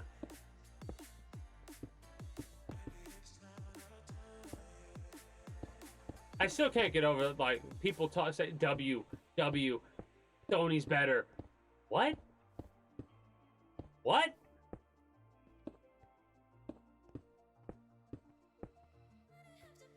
Sony's better because you now get to play more games that are no longer blocked? You absolute dumbass? Like, listen to yourself. You're making fun of the fact you can now play a game you couldn't play before.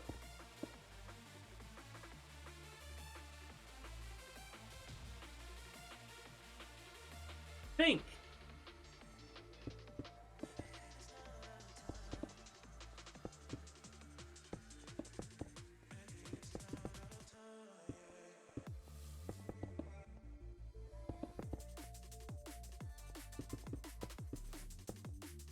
You know what's funny?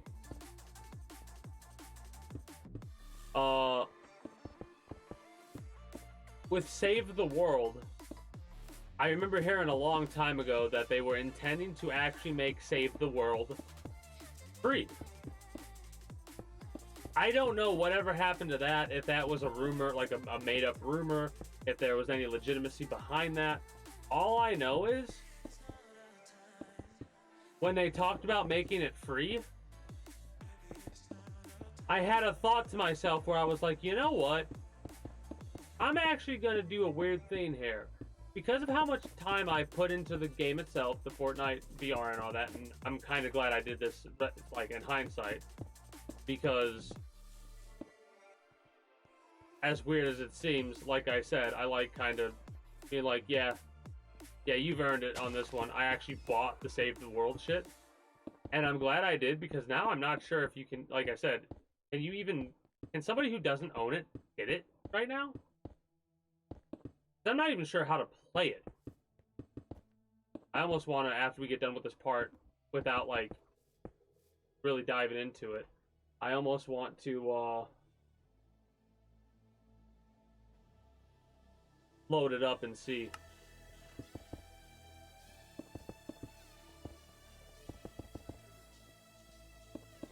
Yeah, whatever. Ah.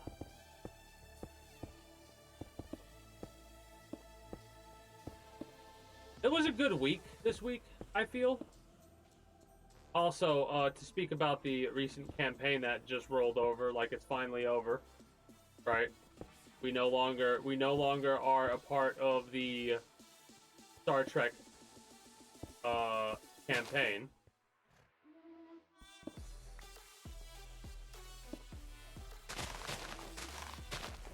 It was a good campaign. Not really much to say about that. I'm enjoying the game enough to where I'm going to keep playing it. I appreciate everyone who partook in the sponsorship. Hope you enjoyed the experience with the game. If some of you are sticking with it, cool. You'll have to keep me informed of what you're up to. Just for fun, honestly. Because I'm working on getting my main facility up, my Citadel or whatever it's called, upgraded to level 14 as we speak, which is taking what, 21 hours or something like that. I think I'm going to speed it along by quite a bit.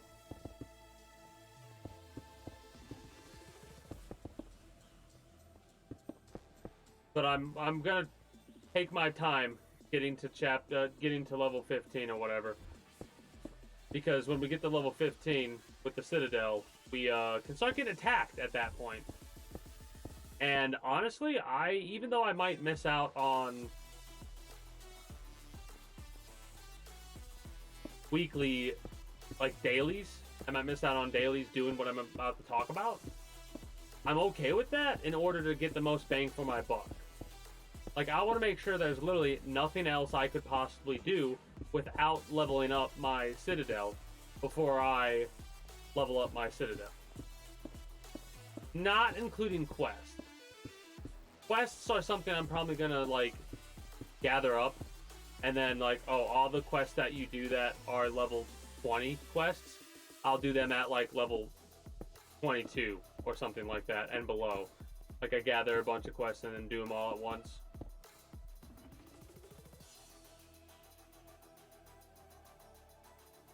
Yeah. Well, that happens a lot of times with main story missions in a game like that. The main story missions can be kind of tedious and whatnot. But honestly, I wouldn't be surprised if it was very similar to how the dailies work. Like, take out a certain number of enemies and do this with this and a bunch of stuff like that. Feels like a part of our as long as the rewards are decent, I'll be okay with it. Huntington is the reason that we can. Some of the storylines are pretty awesome. I'll say that. Like, some of the mission storylines are pretty, like, I've gotten a couple laughs out of them. More than money from your bank. Welcome to Huntington. Real people compensated for I am true an stories. operations level behind you. If you've ever thought, That's funny to me. I am a level behind you. Mind you, I probably lets you record from your phone or I've probably been kind of dilly-dallying a little bit everywhere podcasts are as to heard one of the reasons for free. why. Head to spotify.com/start Start recording now. Talk where the world listens with Spotify for Oh wow, that's so cool that I did that. to learn more. Like, I had to take a moment to we filled it in. Are you ready for We filled that all in. experience? Step into a world of champions at the Paley Museum's Beyond the Big Game Remember that thing we've been working on for the last couple of days? You know, Super Bowl trophy the big ass hollow location that went all the way down. Watch an Remember? extraordinary showcase Hold on. of iconic Super Bowl The and screens of legendary moments and games. Beyond the Big Game through March 3rd at the Paley Museum on 52nd between 5th and 6th Avenues. Get your tickets Oh now god, at I'm dead. PaleyCenter.org. Okay, good. The thing that I had to do this with.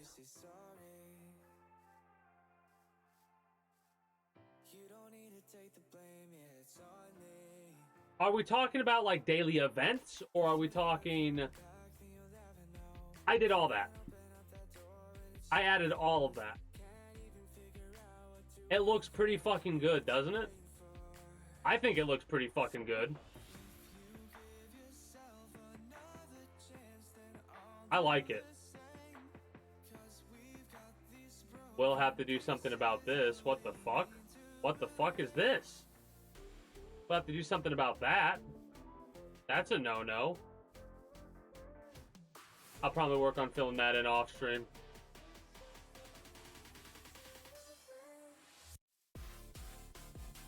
I don't think I've done any. Like, no, I'm not getting daily stuff from Federation, I don't think. Maybe I am. I've not really paid attention to it. I should be. I'm gonna have to make some adjustments to the outside. I really am.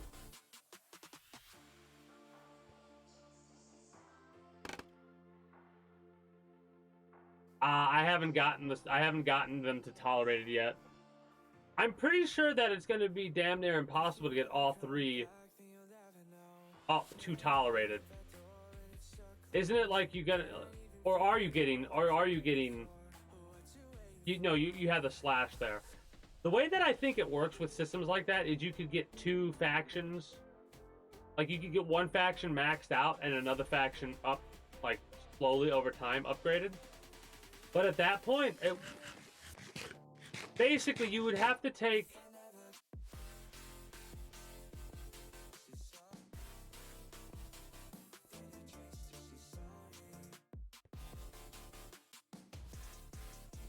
Yeah, exactly.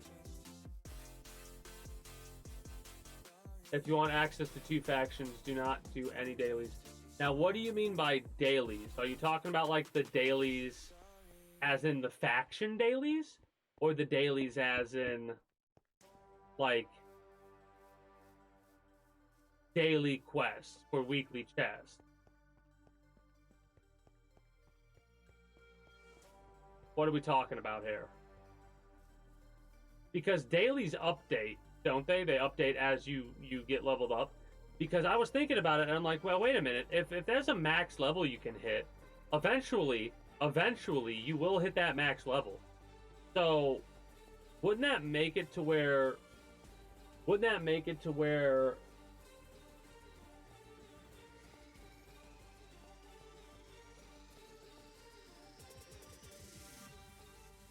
Hold up, I lost my train of thought.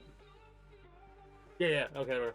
Wouldn't that make it to where or at a certain number of time you couldn't upgrade your shit anymore, right? Because the current dailies are like, do 3 research, and then upgrade a building, like your buildings 5 times. It's gonna become difficult to do that. Mind you, it's changed over time. I know it has, because it went from having to take out only 10 ships of level 10, and it's transformed into 10 ships of level 12 and 25 ships of level 13 or above.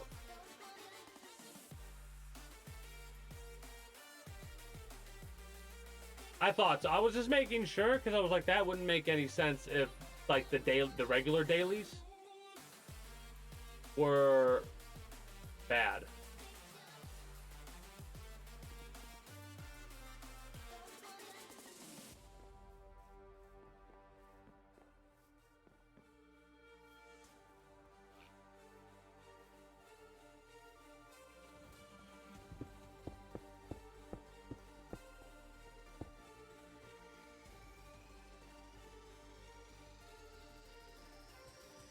Yeah, but it also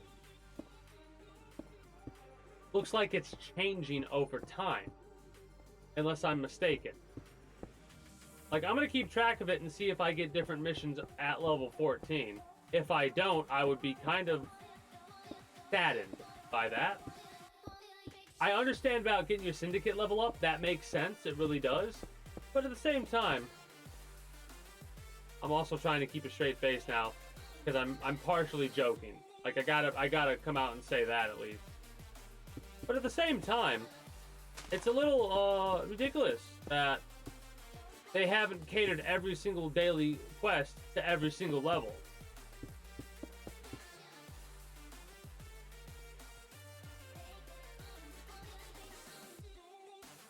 Okay, that makes more sense. Got it. That real talk, without me being a smartass, that actually makes me a lot more relaxed. And what I mean by relaxed is, I'm the type of person that I like when it makes sense to be able to accomplish all the dailies within a reasonable amount of time. So far, it's taken a quote-unquote reasonable amount of time to accomplish all the dailies, to get a weekly ticket, in order to get a weekly chest, in order to get monthly tickets. I think I need to get 2 more weekly chests before I could get my first monthly. I know I've missed a couple of days. Like, I didn't get all of the dailies a couple of days in a row, unfortunately. Luckily, it seems like the way that it works is in a similar way that a game like Raid Shadow Legends works, wherein if you don't collect the daily, or if you don't collect the reward, that reward will stay active. It's not like every day. It's not a consecutive bonus. It's whenever you fucking can, you get it. So when I started doing the Raid Shadow Legends campaign, when I was playing, I had basically the first 30 days because I at least logged in for the first 30 days. I didn't stick with the game.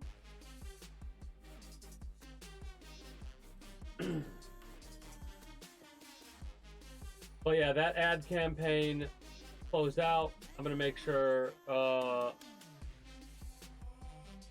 commands are good.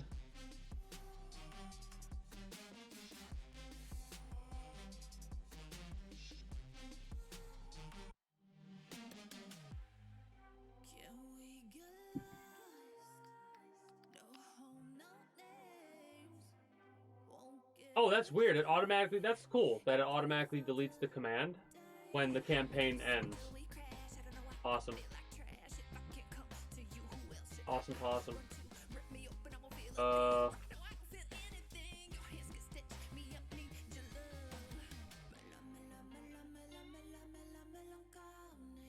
Hold up.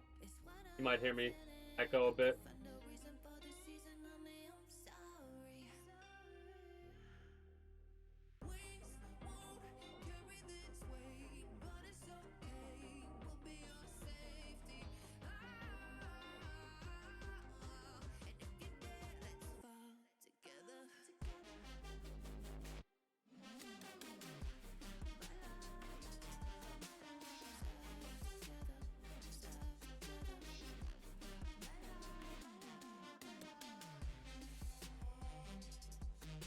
Alright, there we go.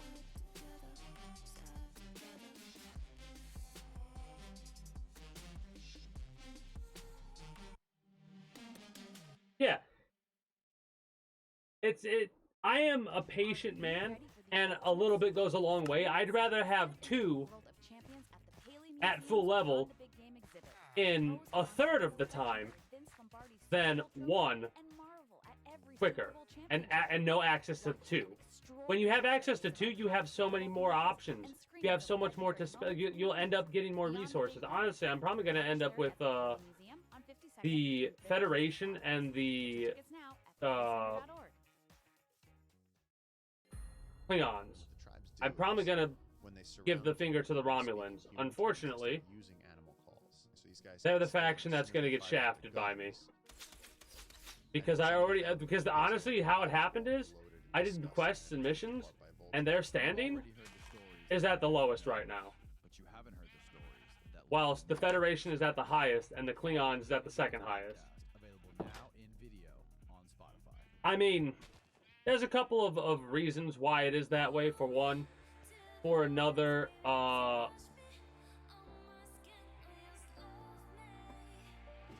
that's just the way the cookie crumbled, you know?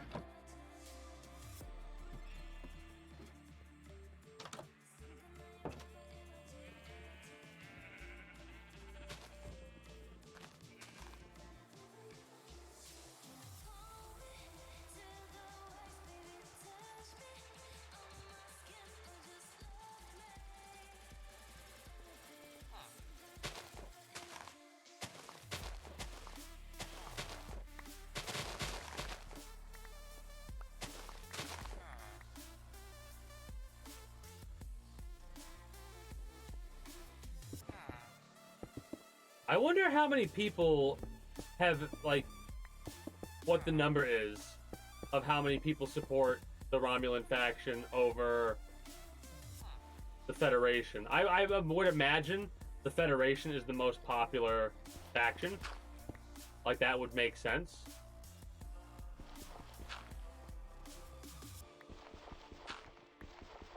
Honestly, it would make sense if the way the popularity goes for the factions is the same exact way that I just said.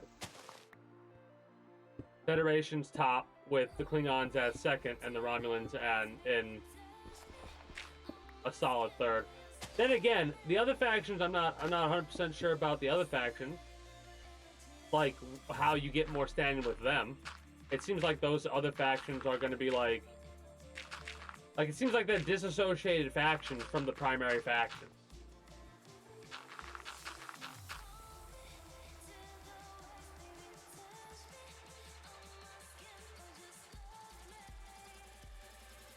But yeah, as to continue the conversation when revolving around plans for the future, I already talked about how I'm gonna be focused on Red Dead Redemption 2 Friday, Saturday, and Sunday. So that might be the only game that I play on stream, depending on when I get finished. Like, if I get finished with it on Saturday, Sunday will possibly an all-day PAL World day. Like, just chill and have a good time, right? Again, we'll see when that becomes, like, pertinent. Or if it becomes pertinent, we'll see when we need to. That.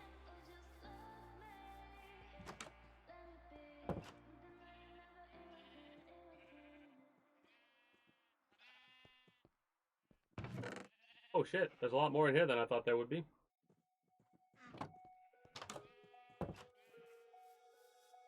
After that, we're going to Fallout 1. After Fallout 1, Red Dead Redemption. Because I kind of like this idea of going back and forth. Now, mind you, I'm possibly going to start trying to go a bit longer when it comes to the streams overall. Like, we might start getting into 3-part territory. An hour of just chatting and mainline focusing one game. I do like switching games, but there might be some games that I like want to mainline for a while that I do.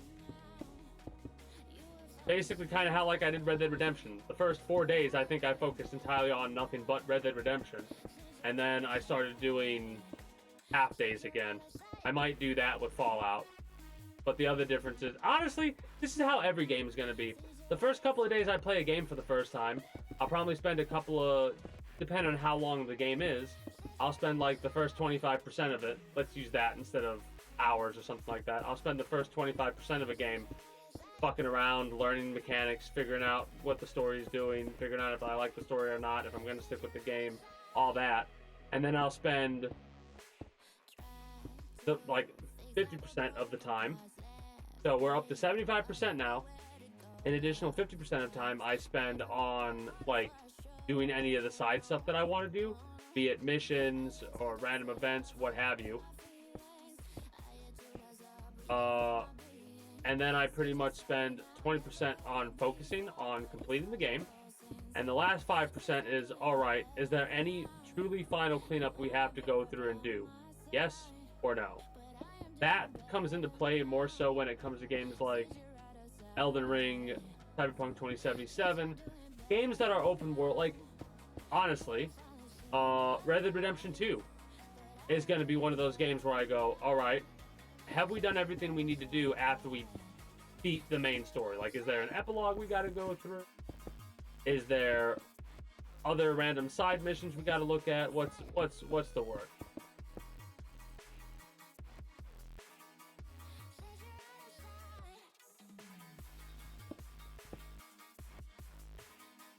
Tight.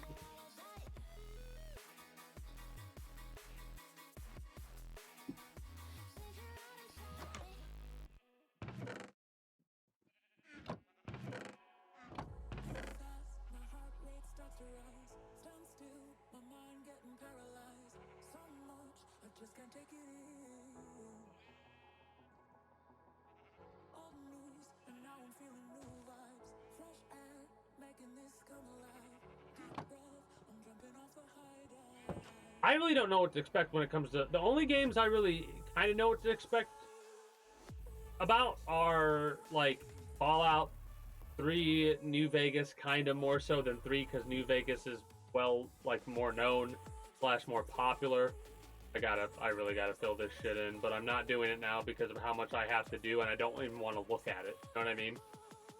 Like, with how much I have to fill in underneath this area that I'm, like, this whole area I'm walking above, the amount of fill-in I have to do, I just do not want to even look at, if I'm being honest.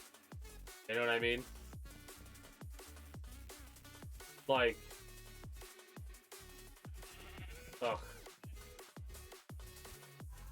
I'll do that off stream for sure, though.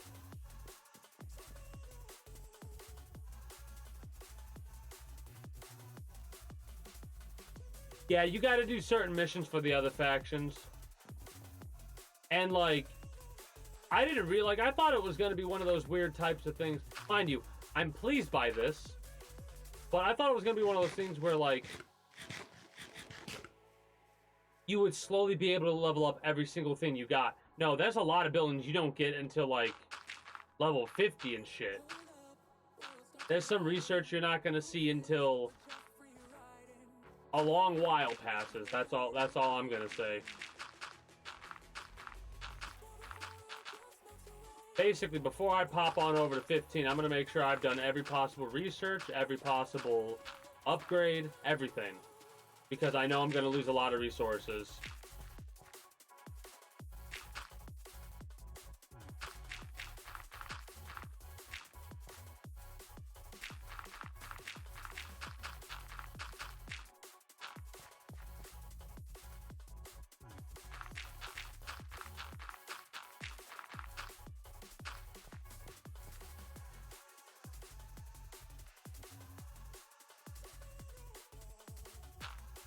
I will say that we're, like, a couple of,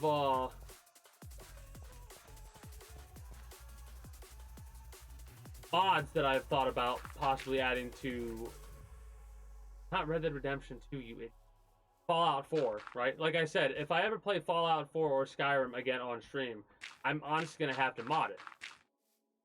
Because it's a game series that I like. Those two games are games that I've played so much of when they first came out that at this point it's like been there, done that, old news. Our team, and when I got the news that we had gotten into our dream retailer, I said, Huntington is the okay.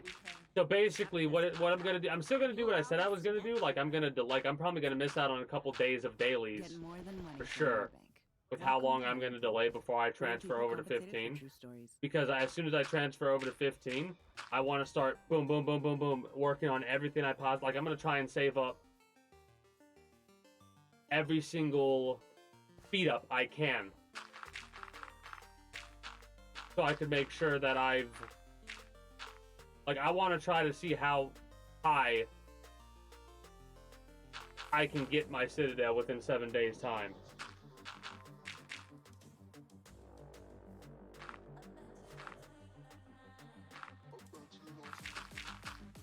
But yeah, this is one of the other reasons why I kind of enjoy talking about any game at any time.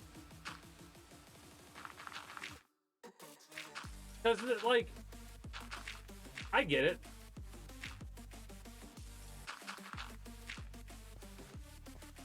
Mind you, it's a bit different. Like, it's kind of one of those things where during a sponsored event, it's probably not a good idea to talk about any other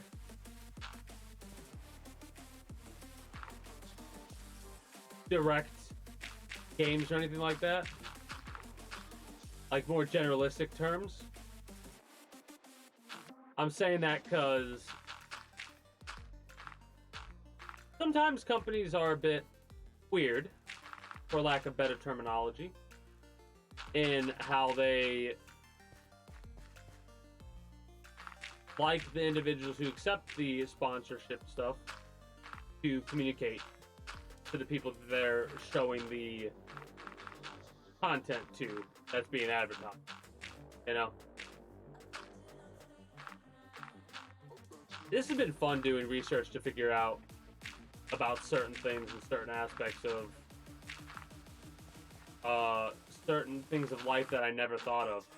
Like, for the longest of time, I never really got advertising, but I started doing those surveys and basically stumbled upon how advertising and surveys go hand in hand. How surveys are basically just a different type of advertising.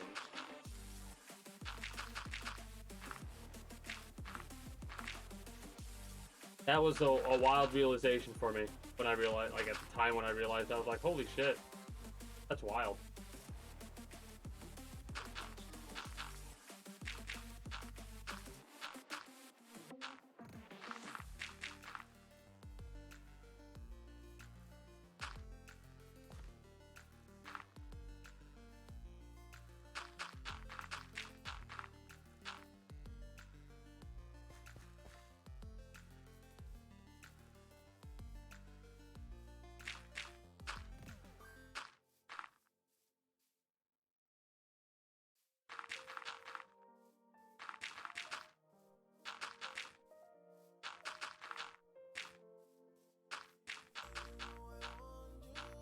But yeah, you can kind of tell I'm running out of topics to talk about because, like, I am getting excited, don't get me wrong.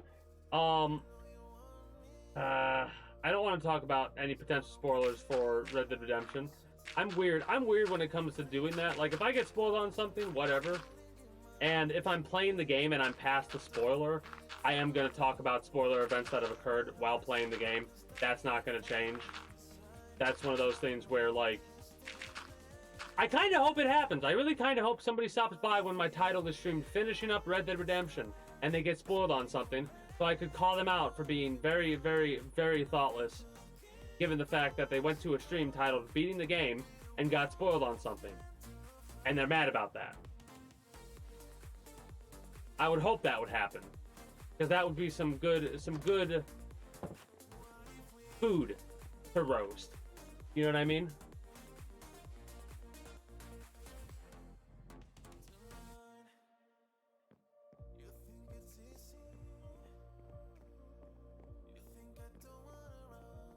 Look at this little cheeky motherfucker right over here. This is some bitch right here thinks they slick.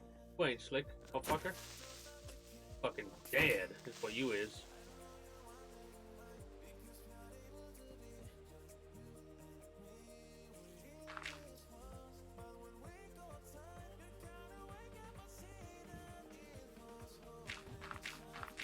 No new news on the... Oh, wait, actually, I should bring this up. A live-action version of the Avatar: The Last Airbender show is getting a show, officially.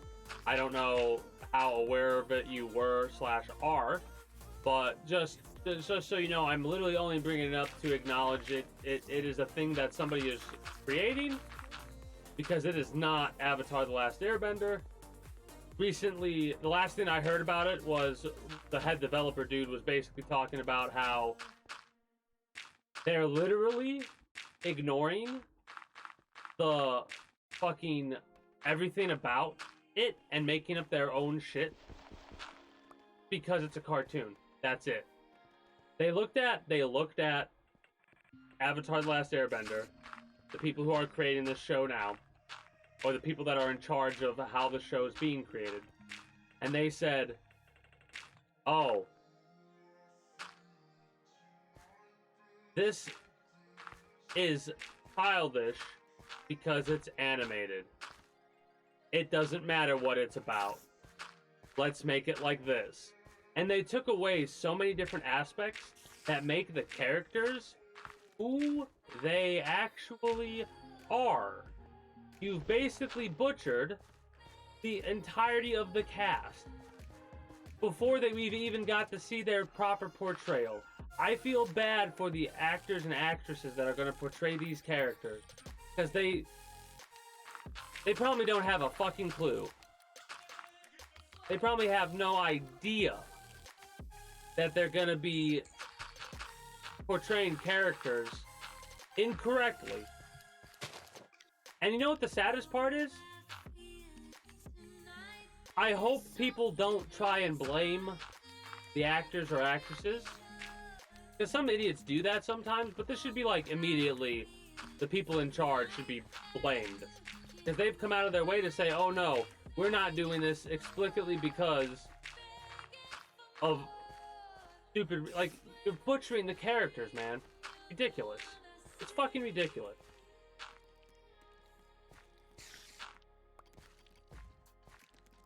Basically,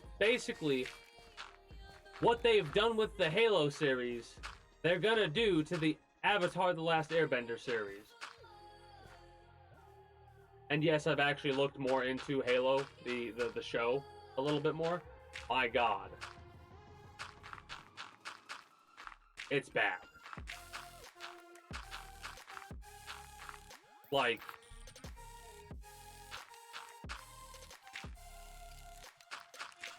have you ever stopped by...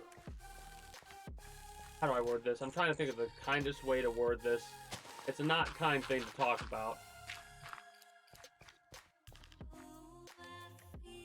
So if you're going to go around and watch certain people make certain videos on certain games, say you want to find information about Dark Souls, right?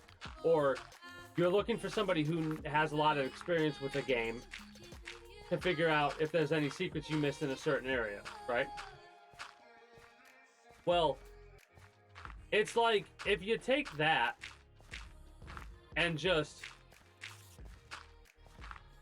say fuck it, ignore everything else, and say this is the way that it is, but it's like, but I put so much time and effort into this, and it's like, nope,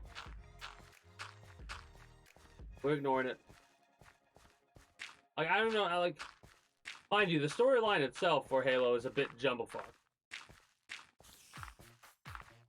And I know it's a meme about, like, put on the fucking helmet, but let me reiterate when I say, as someone who has very little experience with the franchise, I've only played through the Master Chief Collection once, I can safely say, put on the fucking helmet. What are you doing? It's like how badly they fucked up the Doom live-action movies. They obviously don't give a fuck about the source material. They think the source material doesn't matter because it's a video game. Anybody who's made a fucking Doom movie at this point, the only one that stays somewhat true, in quotation marks, to Doom in any way, shape, or form is the one with Dwayne Johnson. And that doesn't even stay true to the source material because they were terrified of the religious connotation of it. That's why these movies suck. They always call them aliens or this or that because they don't want to bring religion into it.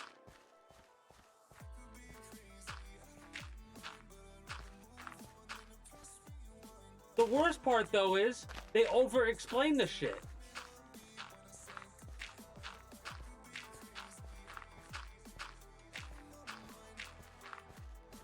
come up with cockamamie excuse as to why, oh, they're not aliens, it's a mutant thing. What? What?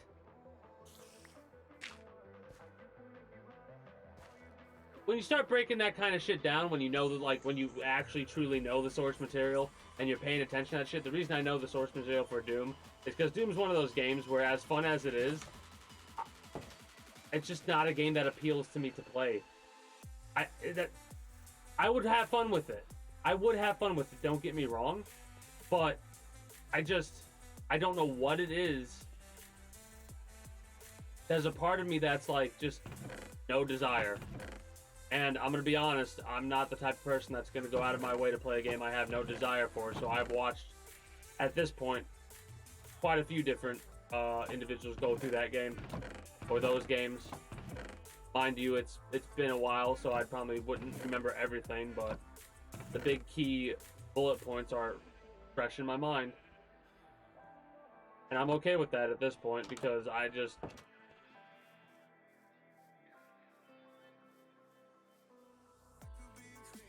No. See, I'm kind of making partially a joke about sticking to the lore and stuff like that, but here's the real problem with the way they explain how, in the Doom live-action movie, they explain the existence of the demons from hell. This is how they explain the existence. A virus infected the Martians of Mars, because originally there was a group of sentient humanoids, or whatever you want to call it, living on the planet, but a virus broke out, and the virus mutated everybody on the planet. You have a scientific group that is researching that, and they stumble across the virus, and thus release the virus, causing the people there to mutate.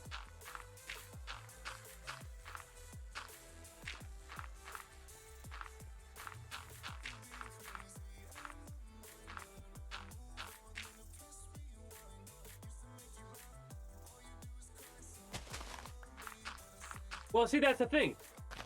They're making it to where they're not even demons at all, right?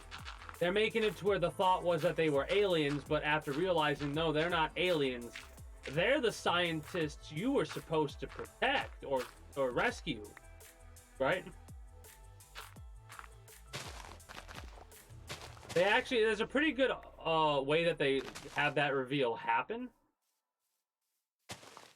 in my opinion, like, for how bad the movie can be. Because, in all honesty, the reason that makes the movie bad is because they spend the entire film trying to explain how the creatures exist.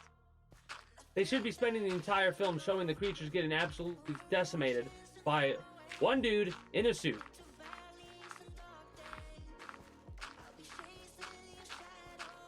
That's it. You know how happy people would be if you literally just had, like, Doom guy, I choose you. Slaughter all the demons, or slaughter all the aliens, or whatever the fuck you want to make it, so you don't bring religion into it or whatever. And you know how happy people would be? The critics would be like, oh, this movie's horrible. There's no storyline. And everybody else who knows Doom would be like this. Yeah! Because that is what the fans of Doom want. And again, I don't know how many times I have to say this. I mean, I thought it would have been well known. Well, mind you, this is me talking about... Actually, no. I can't say that because of Avatar: The Last Airbender live action. If you stick to the source material or stay true to the source material, people will watch the fucking show. Just look at the One Piece live action adaptation.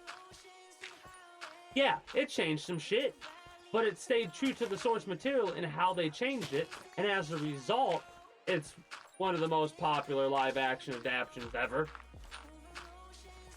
If not the most popular live-action adaptation. It's one of the most. And it just blows my mind that reality,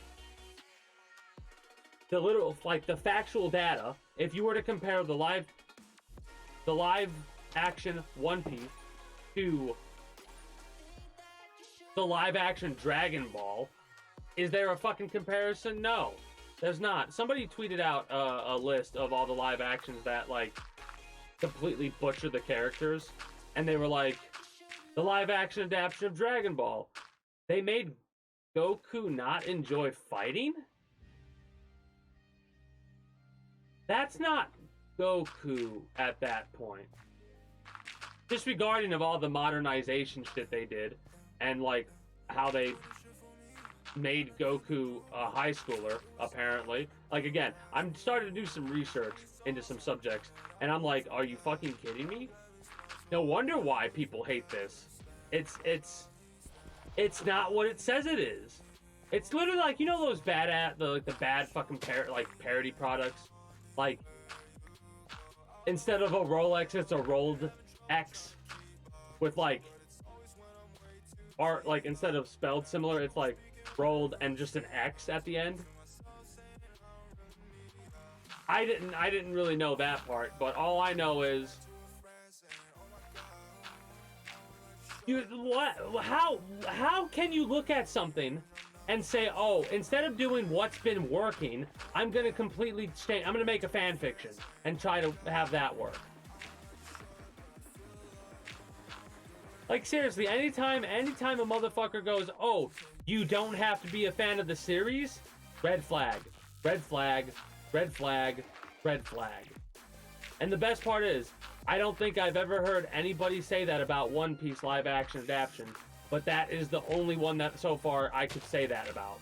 Because truly, speaking as a fan of One Piece, you really don't have to be a fan of that to enjoy the live action.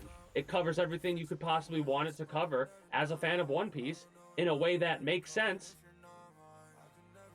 in a realistic sense. Realistic to the world. Like, hell, they've done a hell of a job.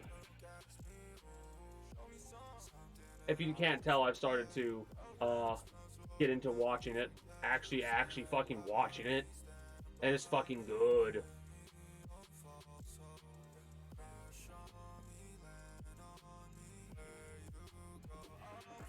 And honestly, when I was first, like, I kept up with, like, watching some of the interviews and stuff like that. And they fit their, like, the actors and actresses just fit their roles. They almost feel perfect for their roles. They really do. It's phenomenal. It's phenomenal how and the amount of research some of them have done is wild. Like, you start looking into what it was that some of them have have done to fit the role, and holy shit. It is mad props to the whole shindig with that.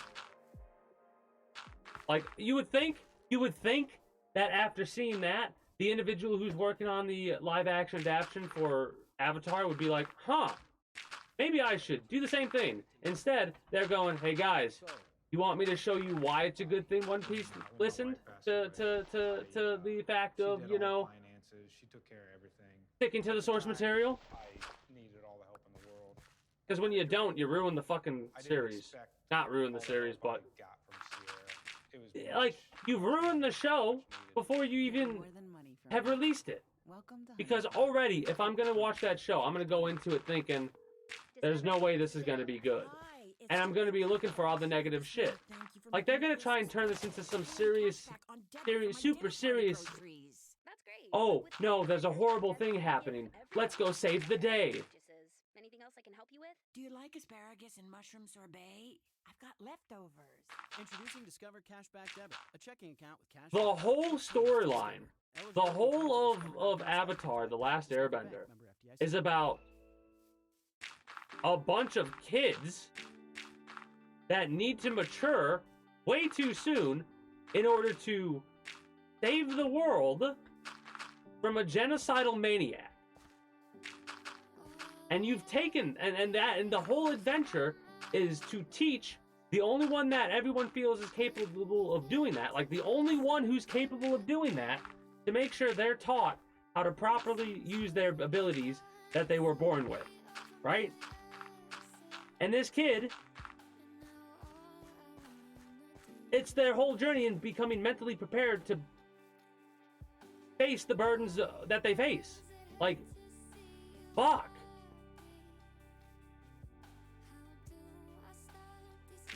Without all the childish aspects of things that you're taking out, you're not gonna have the same click. Like, it's not gonna be the same feeling. It's literally gonna be like, it's gonna be so fucking bland. One of the other things is, like,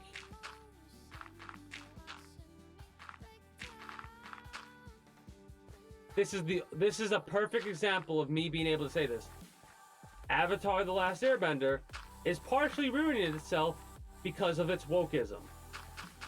And the reason I could say this is because they're taking out Sokka's initial sexism, which fucking blows my mind, because oh, so let's not have a maturing experience for a character because they're misogynistic until they get their ass handed to them by a group of women, and then they realize the error of their ways and become a better person for it, and realize, oh, women are just as capable as men. But instead of having that message, you're gonna not have any message at all and just be like, oh, he is the way that he is forever and always. Nothing will change. They are going to save the day as inexperienced children. And that is it. Be happy that I have graced you with the glory that is the series. And it's like, you have no idea and you don't care. You just want to use this as a means to make money. And it's not gonna work. It's gonna fail, and you're gonna be one of those idiots that says, I guess people just don't like live action adaptations for some reason. No, dipshit. You've just decided to spit in the face of every single fan of that series. Just because it's animated doesn't mean it's a fucking kid's show, people. Jesus. I don't get how that's a subject that people still don't understand. You know how much more you can get away with when you animate shit?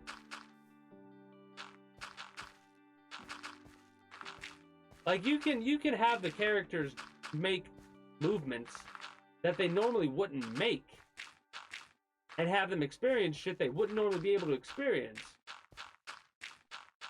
And it makes sense because of that cartoony aspect. It's easier to suspend your disbelief when something's animated, right?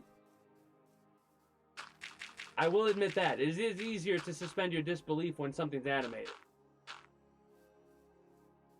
When something's not animated, and it's live action, people immediately are going to want to associate, oh, they are real people, so they are bound, unless you've already established the world in some way, shape, or form as to breaking these rules. If you just break these rules, it's going to make people a little bit off-put. I'll say that immediately. That's one of the reasons why some live actions are viewed in the negative, right? Where the people who are in the live action, they can't get away with as much. I know for a fact that there were some people who were talking negatively about One Piece, not just the people who never saw the series and were basically making claims that made it sound like they were so educated in the series they knew everything. And again, they've never read the manga, let alone watched an episode of the anime.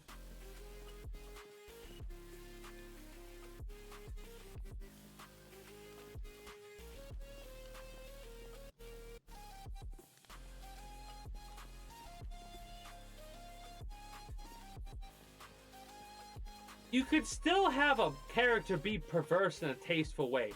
Master Roshi animated is perverse in a very distasteful way, if you look at it in hindsight. But you can still make characters perverse in a tasteful way.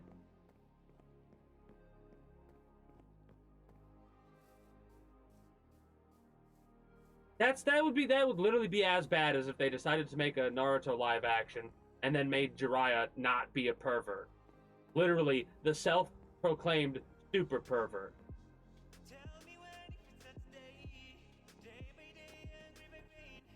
Like, yeah, is it silly? Yes. Yes, it is.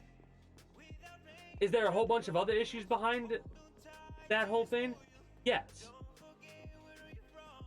But there's actual storyline reasons as to why that's important. Like,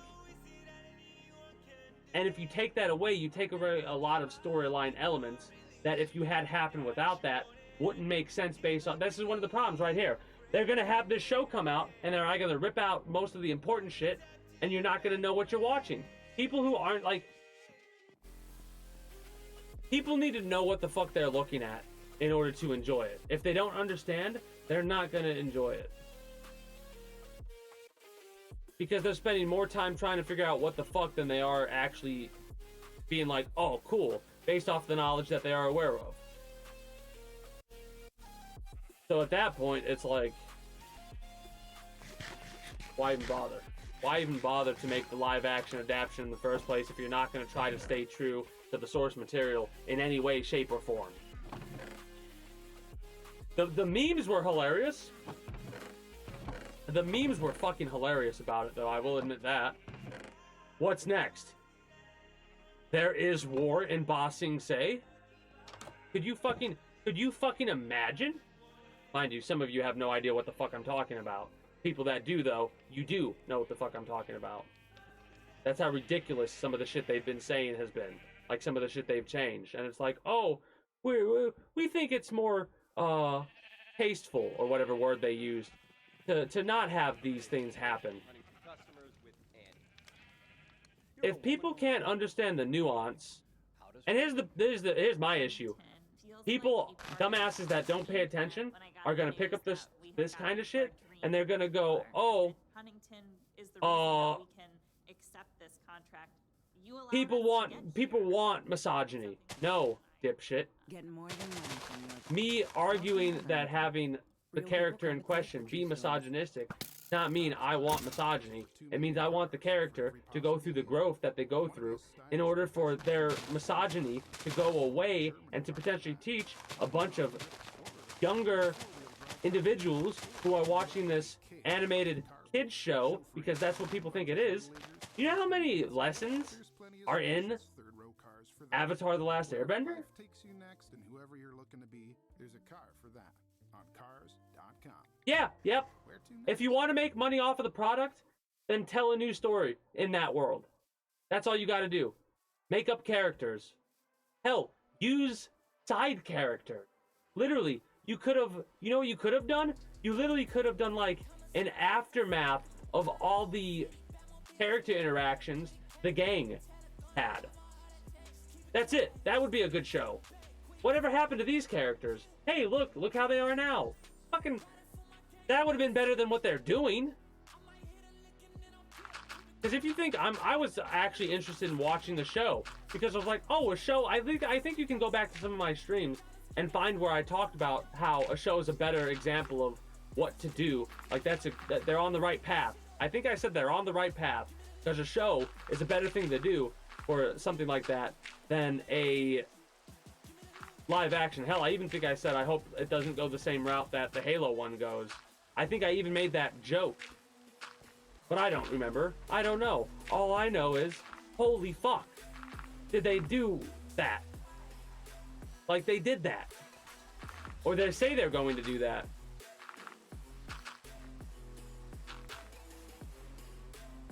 In other news that I can think of off the top of my head, outside of Sony potentially actually getting more games from Xbox over the, like, announced over the next couple of, like, apparently, allegedly, Gears of War is mind-boggling to me. Gears of War coming to PlayStation would be mind-boggling.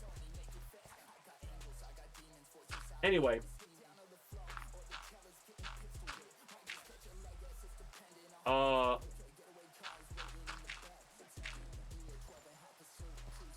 I can't get over that.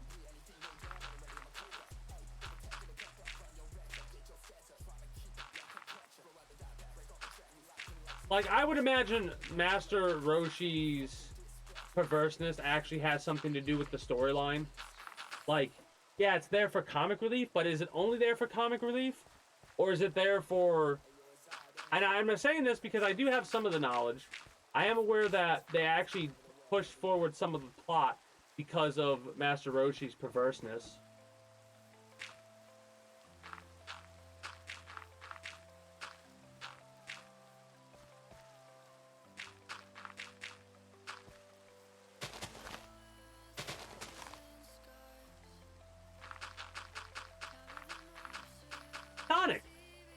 Sonic was another example of them trying to make something too realistic based off of like trying to make it too. At least they listened when everybody freaked the fuck out.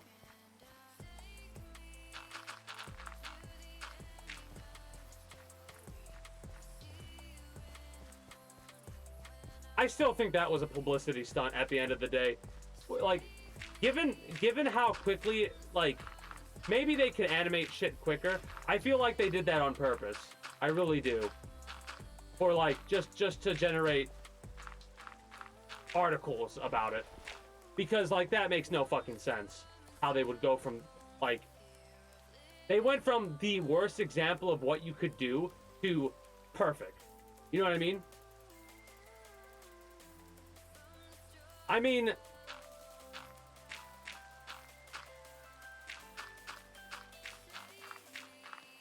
is any of that even in the live action of Dragon Ball? Like, what exactly is in it, right? It's about Goku who's going to high school and getting bullied by other people, which, if you want to make a story about teenage Goku, that's not it.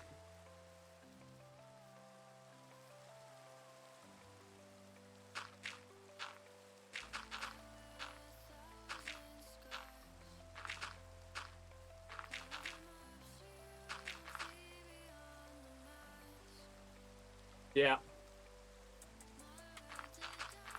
I bet you they don't even have the damn turtle.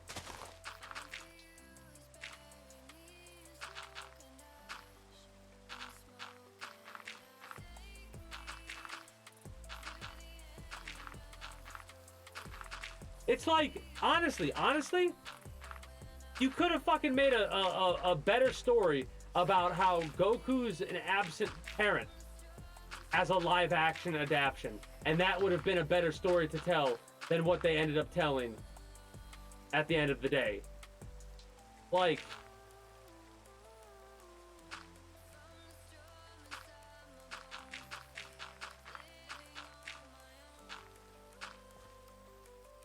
okay. Oh, you don't have to be a fan of the series to watch this. Sound the alarm. Anytime you hear that, sound the fucking alarm.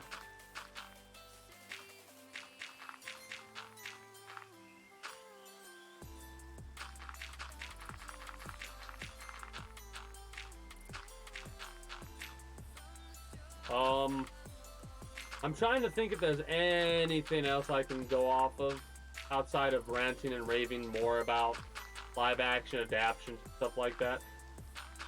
Like, why even go as far as like, if you don't give a fuck about the source material, it's got to be a money reason. The dude thinks that, like, the person who's making it thinks that they could make a bunch of fucking money off of the name alone. That's got to be it. Or they've looked at it, they immediately think it's stupid because it's animated, and they think they know better than the original creators, who, mind you, weren't involved at all in the creation of this show. They started to be involved in it, but apparently they stepped away or something like that. No wonder why they stepped the fuck away. The developer of the fucking series doesn't give a shit about the source material. The eyes of your Valentine, your pupils dilate, and endorphins release. At Sphinx Jewelers, Honestly, as someone who has minimal experience with the Warcraft, I know of Warcraft. I've actually seen, like, people talk about the lore of Warcraft 1, 2, and 3. So when I say I think the movie was good, I have a bit of knowledge. Not a lot, obviously, but just a bit. I think I have enough to be able to sit back and go, yeah, I think the movie was better than people gave it credit for. Especially given the fact that, you know, it seems to follow the storyline that they don't go over in the games. Like, you know how they only talk about what happens? That movie seems to actually go over the events of what occurred, right? And it's like, well, that's shit that actually happened, right? Like, they stayed really true to the source material from my perspective. Am I wrong? Maybe I am. But sometimes hindsight is 20/20. And in this case, yeah, hindsight would be 20/20. Because going back and looking at that, I definitely appreciate that live action way more than before. Because look at, like I said, just look at Halo as example. I'm surprised they haven't announced they were going to make a live action adaptation of Mass Effect yet. Unless they have already, and I just don't know.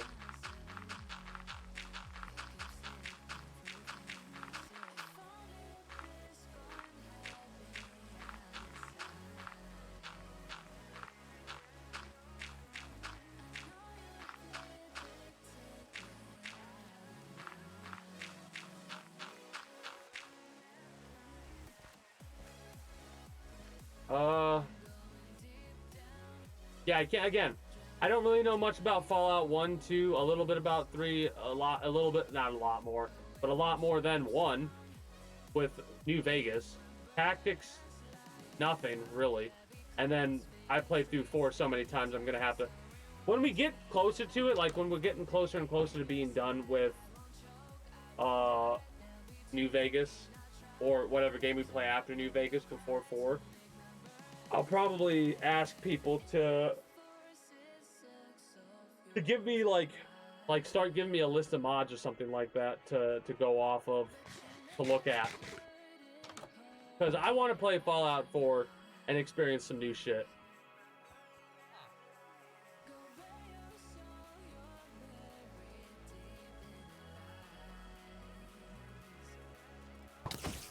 And I've only really, like, it's been so long since I played Red Dead Redemption.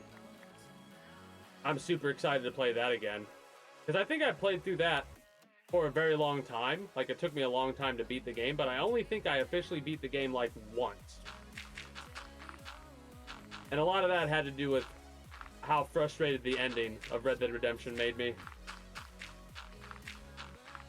And now, could I see myself playing Red Dead Redemption 2 again? Possibly, depending on how it ends. And I mean on stream, right? I might play it again off stream, but we'll see.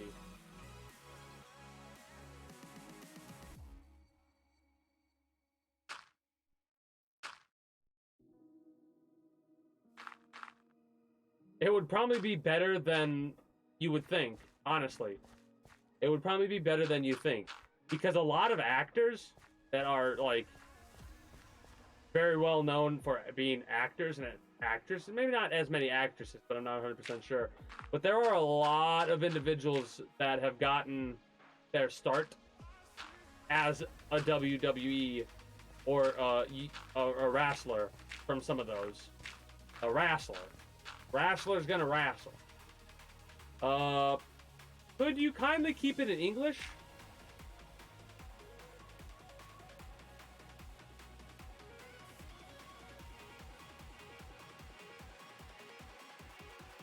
I only know one word there. Hello.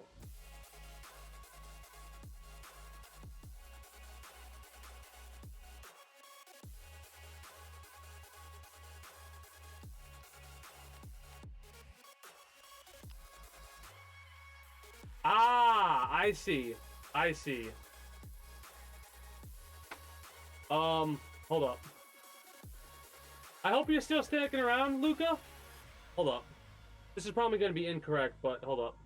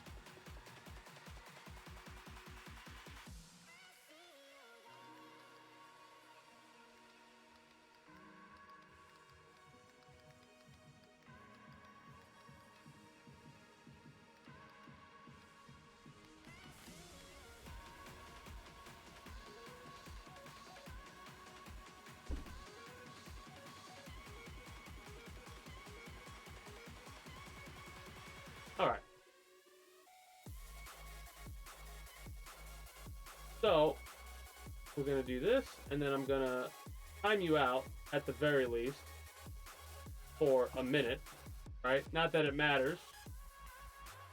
Not that it matters.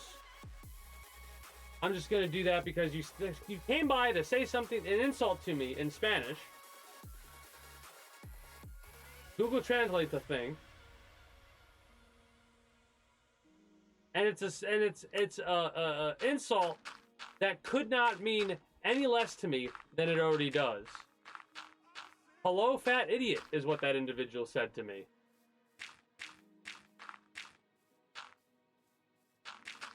I know I'm American, but just because I'm American doesn't mean I'm an idiot or that I'm fat.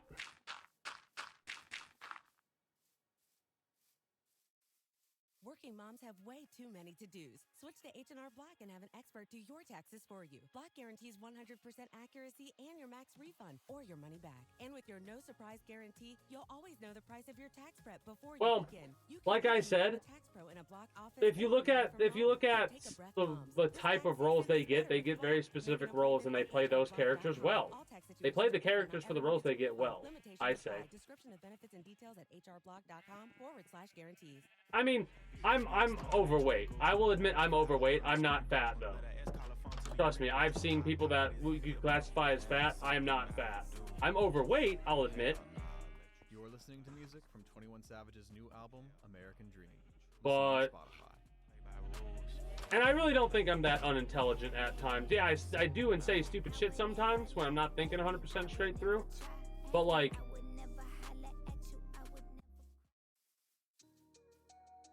I think I can be pretty thought out a lot of the time. I'm going to step away. When I come back, I'm probably going to talk about, I don't know, some other games I plan to play, like in the very distant future, possibly. And this is like, possibly not this year. This is like far. Just generalized. Sometime this year, possibly. But only if everything works out the way that I want. I'll be back in a moment.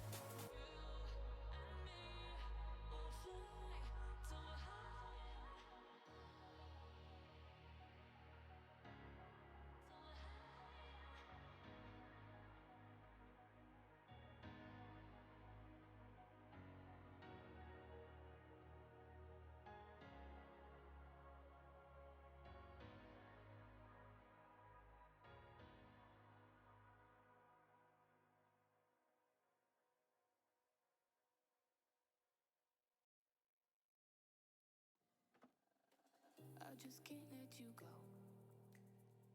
Lord knows that I've tried to. You said I was the only one. All right. No one likes being lied to. But yeah, is it because I'm wearing a sweater? Or like this looks a little bit bigger on me. Is that why? I've been wearing this the last couple of times. I feel like that's happened.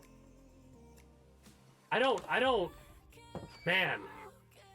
It just puts a smile on my face whenever somebody comes by because they've got to be in a bad way. You know, they've got to. There's no way that they're just coming to some random person on the internet, try and insult them. For what reasoning? Probably some teenager in high school. Also, did you not think I was gonna Google Translate that shit? We're running out of dirt.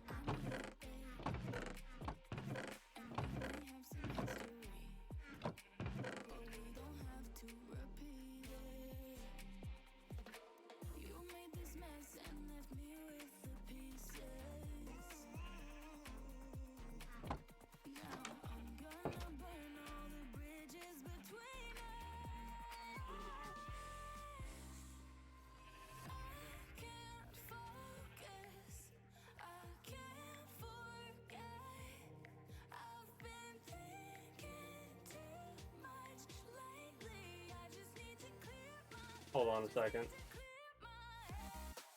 I'm actually curious about something.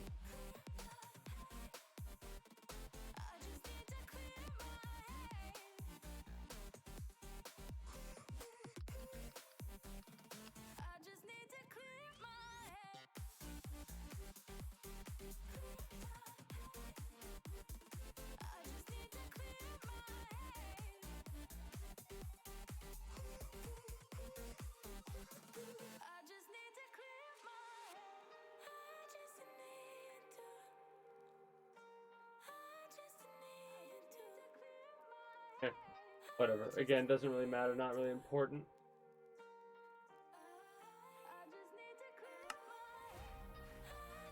And what I mean by not important, I was looking up the individual's username to see if that said something. I can't get the results, and I honestly don't care enough to look into it any more than I already have. Like, people like that are worth less than nothing to me. They have nothing constructive to add at all. Hell, the only thing they could do is say one insult and then run away like a little coward because they didn't get the response that they wanted from me.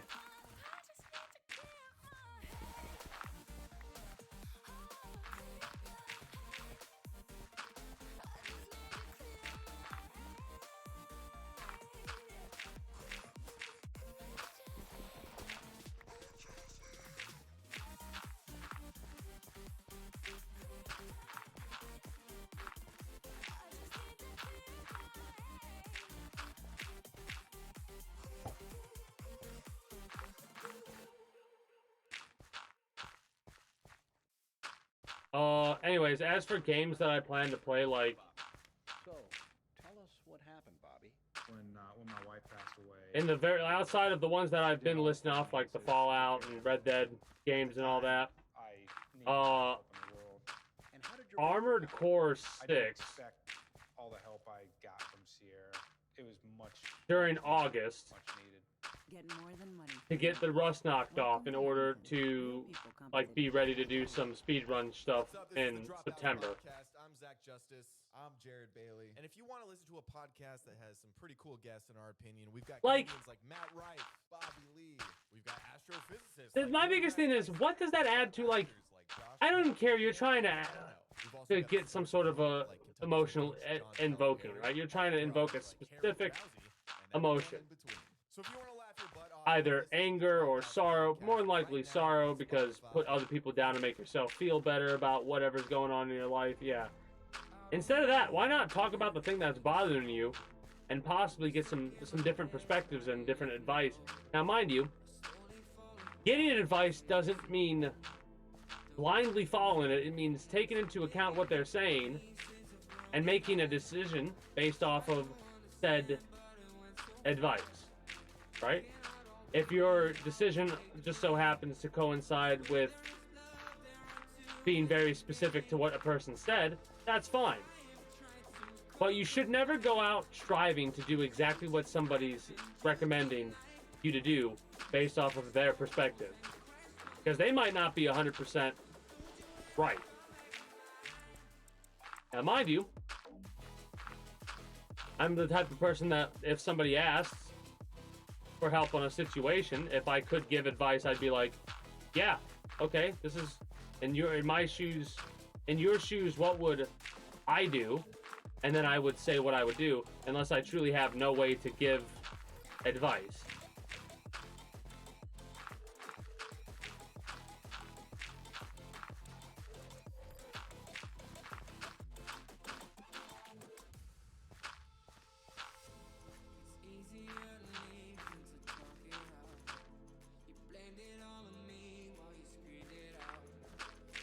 Like, if I have a channel hop, which I do only do it occasionally because I don't really watch Twitch that often. I've watched more Twitch and more live streams. I should say live streams in general. I don't watch as much as recorded content. But I've been watching more live streams now than I pretty much have all year last year, it feels like. Like, I've watched way more live streams than I thought I would. Mind you, I've kind of been trying to actively seek that type of stuff out, more so now that I can with a second monitor, because when I was just using my tablet to watch other content, it was hard to have live streams going while my tablet was going. Mind you, my tablet was a shit tablet, but it was good enough to keep chat active. Man, I couldn't imagine trying to go back to a tablet after experiencing the second monitor like I have. Like, this is one of those from my cold dead fingers moment. You will get a second monitor. Hell, in fact, I'm probably going to end up having 3 monitors. That's like I think 3 monitors is gold for me. Because I'll be able to have my chat, the game, and like if I'm doing something like I'm going to be doing in Red Dead Redemption, because when I'm playing Red Dead Redemption 2, Friday and Saturday, I'm going to have exclamation point focus as part of the title for that, because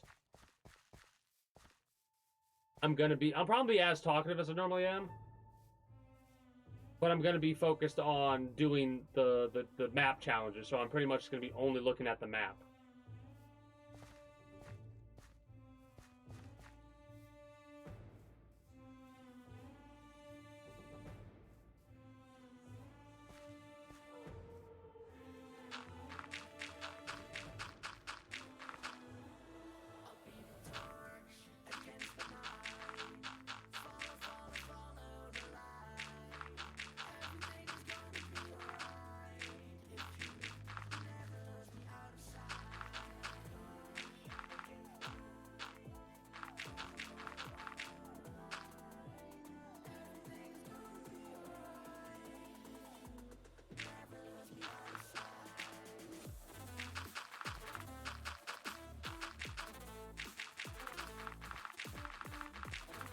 Oh shit.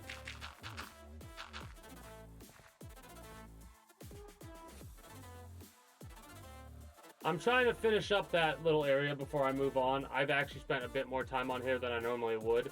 Because normally when I quiet down, because like I said, I really don't have too much else to go over. A lot of what I've already gone over, like, at the end here, I've gone over before about what games I intend to play in the future. I mean, I could start going into more detail about some of the reasons why I'm now wanting to play Red Dead Redemption more now than even ever before. A lot of it has to do with... I know I've been complaining about Red Dead Redemption 2 being a direct prequel, but I am curious to how well it's going to be when playing Red Dead Redemption right after Red Dead Redemption 2. With a little bit of yeah, the last time we saw... I mean... I'll admit... Even a proper troll... will I ban? When I think of a troll that I would keep around, I think of someone that... like... it's obvious they're joking, and they're not joking about anything that would, like, could be portrayed as an obvious, legitimate dig to get somebody upset, right? Like, calling somebody a fat idiot, that doesn't add anything to the conversation. You're just going to get banned. You're dumb. Right? You are the idiot if you're doing insults like that to try and get a response out of a streamer. At least from my perspective. So as a result, banned. That's how worthless I view people like that as. They're not worth it to keep around because they don't bring anything new. I timed that person out for just to see if they would say something afterwards, but I doubted it. I should have just banned them because they're never going to come around again. And if they do, all they're going to do is call me a fat idiot again. If they do it, I'll ban them then, at that point. But for people that are, like, joking, and it's obvious they're joking, it's because they're talking about shit that probably doesn't even matter.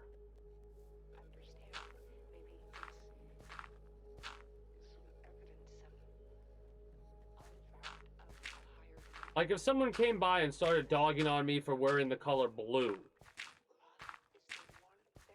I would immediately assume that they're not being serious. I would immediately assume that they're a troll. But if someone comes by dogging on me for being fat, I'm like, well, they're actively trying to upset people. It's not going to work on me because,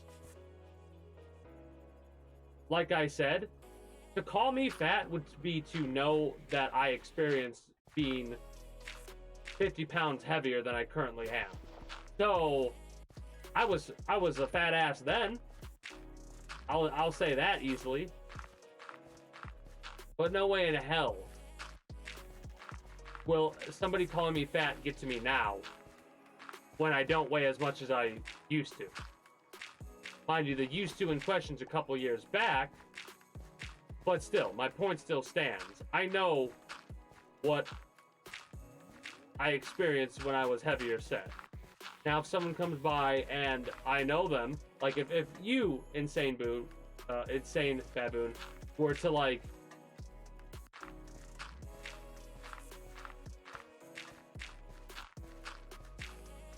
say something that would be normally construed as a negative, but because of the way that you say it, would be obvious that you're joking because I know you. I'm more inclined to ban random strangers that don't truly add anything than I am to people that I know are like, oh yeah, if you were to call me a fat ass, depending on the situation, I would know that you would be joking about it. Like a perfect example, when I'm showing off my massive dinner, that would have been the perfect time for that individual to have called me a fat ass because of how much I was eating. Mind you, they wouldn't have had the knowledge that I didn't eat anything all day, and that was basically me making up for that by eating 2.5 meals in one, pretty much. And am I going to eat anything after I get done with stream? Probably not, honestly. Or maybe I will. Fuck it.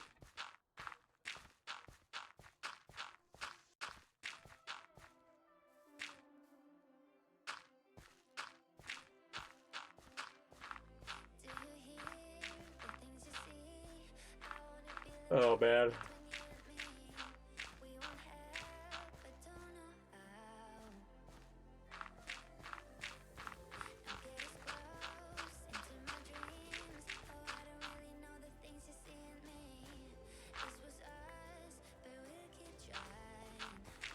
Oh, I was going through, like, I showed off that list of games, my showcase of games I showed off a couple days ago, whatever it was, a couple weeks ago. And, man, it is amazing how much you forget about regarding games. Like, the Overlord games, I want to play those on stream. Destroy All Humans, I know I played those, but that was like a long time ago I played those. I don't know whatever happened to those games. Like, I used to have all of them, but I think those might be some of the games that I ended up losing because a long time ago, like I said, when I moved to West Virginia for, like, what was it, 10 months? Moved to West Virginia for 10 months to help out family members down there. And one of, you know, my cousins or whatever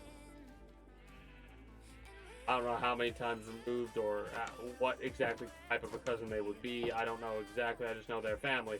They ended up taking like all of my video games and fucking up most of them. Whether on purpose or on accident, I don't know, nor do I care. All I know is there are so many games that I know I just had to throw out because they didn't work and I was pissed off, so I didn't even care to write them down at the time.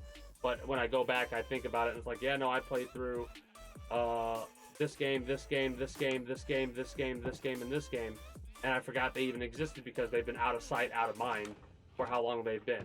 Out of sight, out of mind.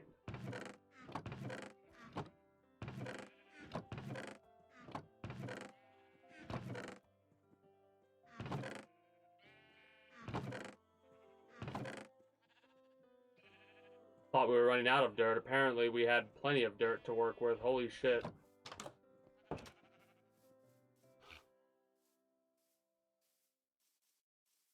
I got one of the dungeon games for free, and I played that on stream.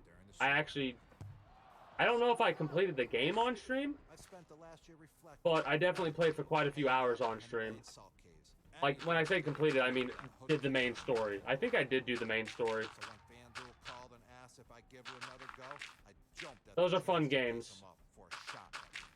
You could make those as easy or as difficult as you want, and you could also play a mode that's like an endless mode, basically.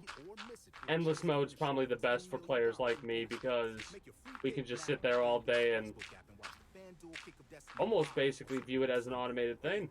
Glorious. Yep, they are. They've got the narrator has some of the more entertaining lines.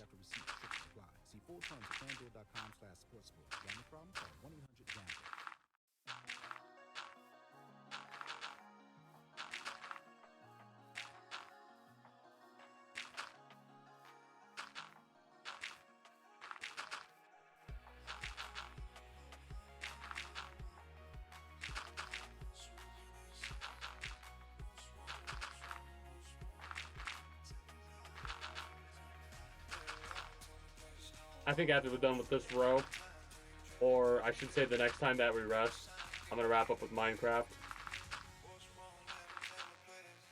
Because, like I said, when I start getting to this point where I don't have anything to talk about,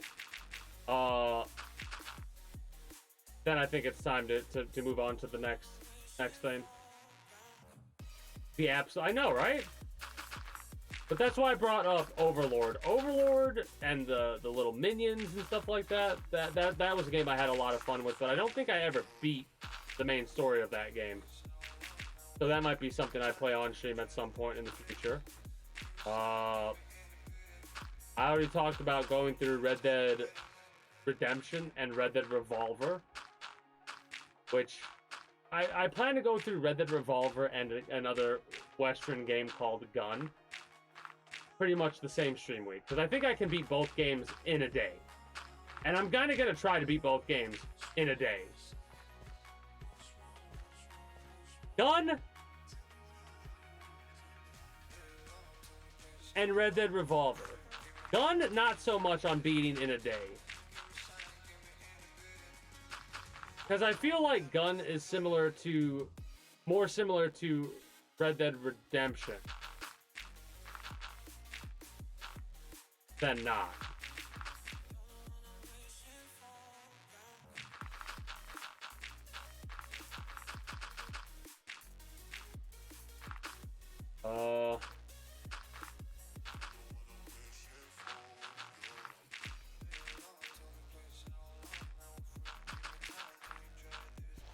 I believe that there.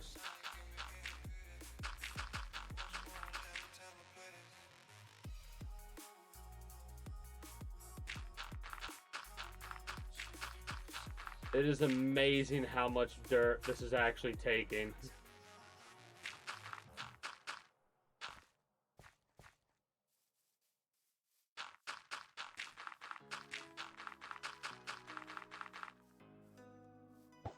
I will say, for as like lackluster as I've been about the story for Red Dead Redemption 2, I have still, like I said, enjoyed the story that they're telling.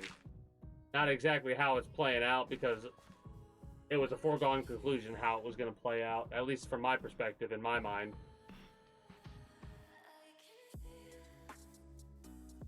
Again, one of the biggest reasons is because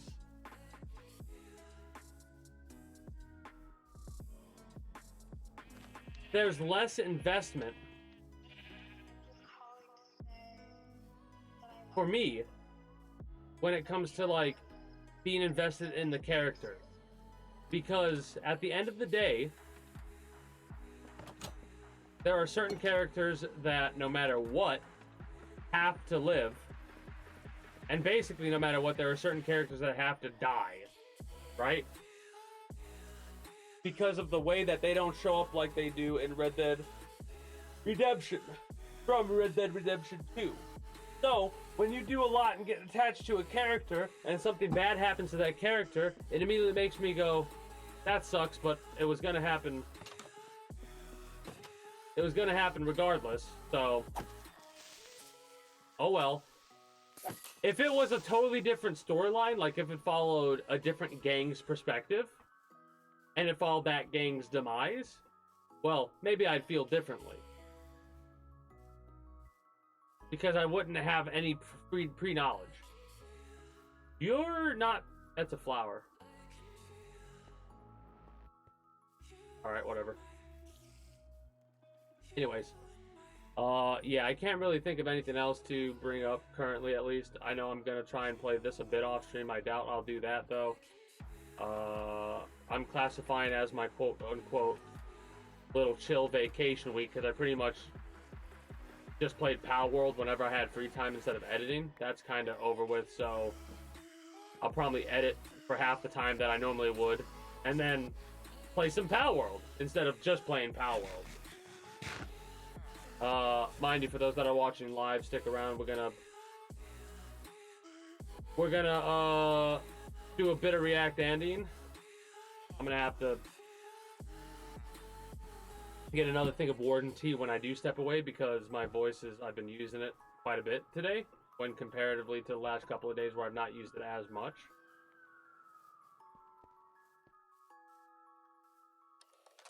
As well as think about what we are going to react to, because the video I keep talking about is a 2-hour long video. It's hard for me to reasonably like sit down and react to something that long. Then again, given my initial thoughts about how hard it is to like actually play Red Dead Redemption quickly, Red Dead Redemption 2 quickly, and what I mean by that is I mean like without glitches and stuff like that, from what I've noticed, if you just went from mission to mission to mission,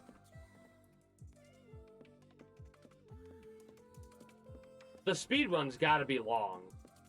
I don't know how the hell I'm gonna react to something that's like over 2 hours long. I guess over a couple days time, or we just say fuck it and we have a short Monday thing where we go over what we're gonna be doing and then we just say dive on in and just watch the whole thing. That might be fun. Sit down and watch a 12-hour speed run. I wouldn't be able to do it for 12 hours straight. That's too much time of not doing anything, in all honesty. And what I mean by not doing anything is I mean like it's too much time on one thing, at least in my mind. So I'm going to think about what exactly I'm going to react to, whether or not I'm going to go through the video or not. I want to, but at the same time, it's 2 hours. And I didn't realize I was going to play Minecraft for 3 hours today. Whoops. Anyway. YouTube. Twitch Highlight Watchers.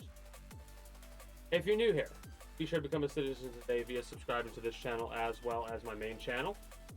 If you're watching on YouTube, links will be down in the description below through all my links. Exclamation point links like so. If you're watching on Twitch, be it live, the highlight, or the VOD, well, it's still up there. Be sure to follow me on Twitch. Catch me when I go live at 6 p.m. EST, EDT, Friday through Monday. Invite link to the community Discord where you can always get the most accurate notifications of whenever I do go live. If I'm going to be a little bit late or early to stream outside of a half hour. Or as long as I know I'm going to be late, as well as we communicate with other citizens of the kingdom.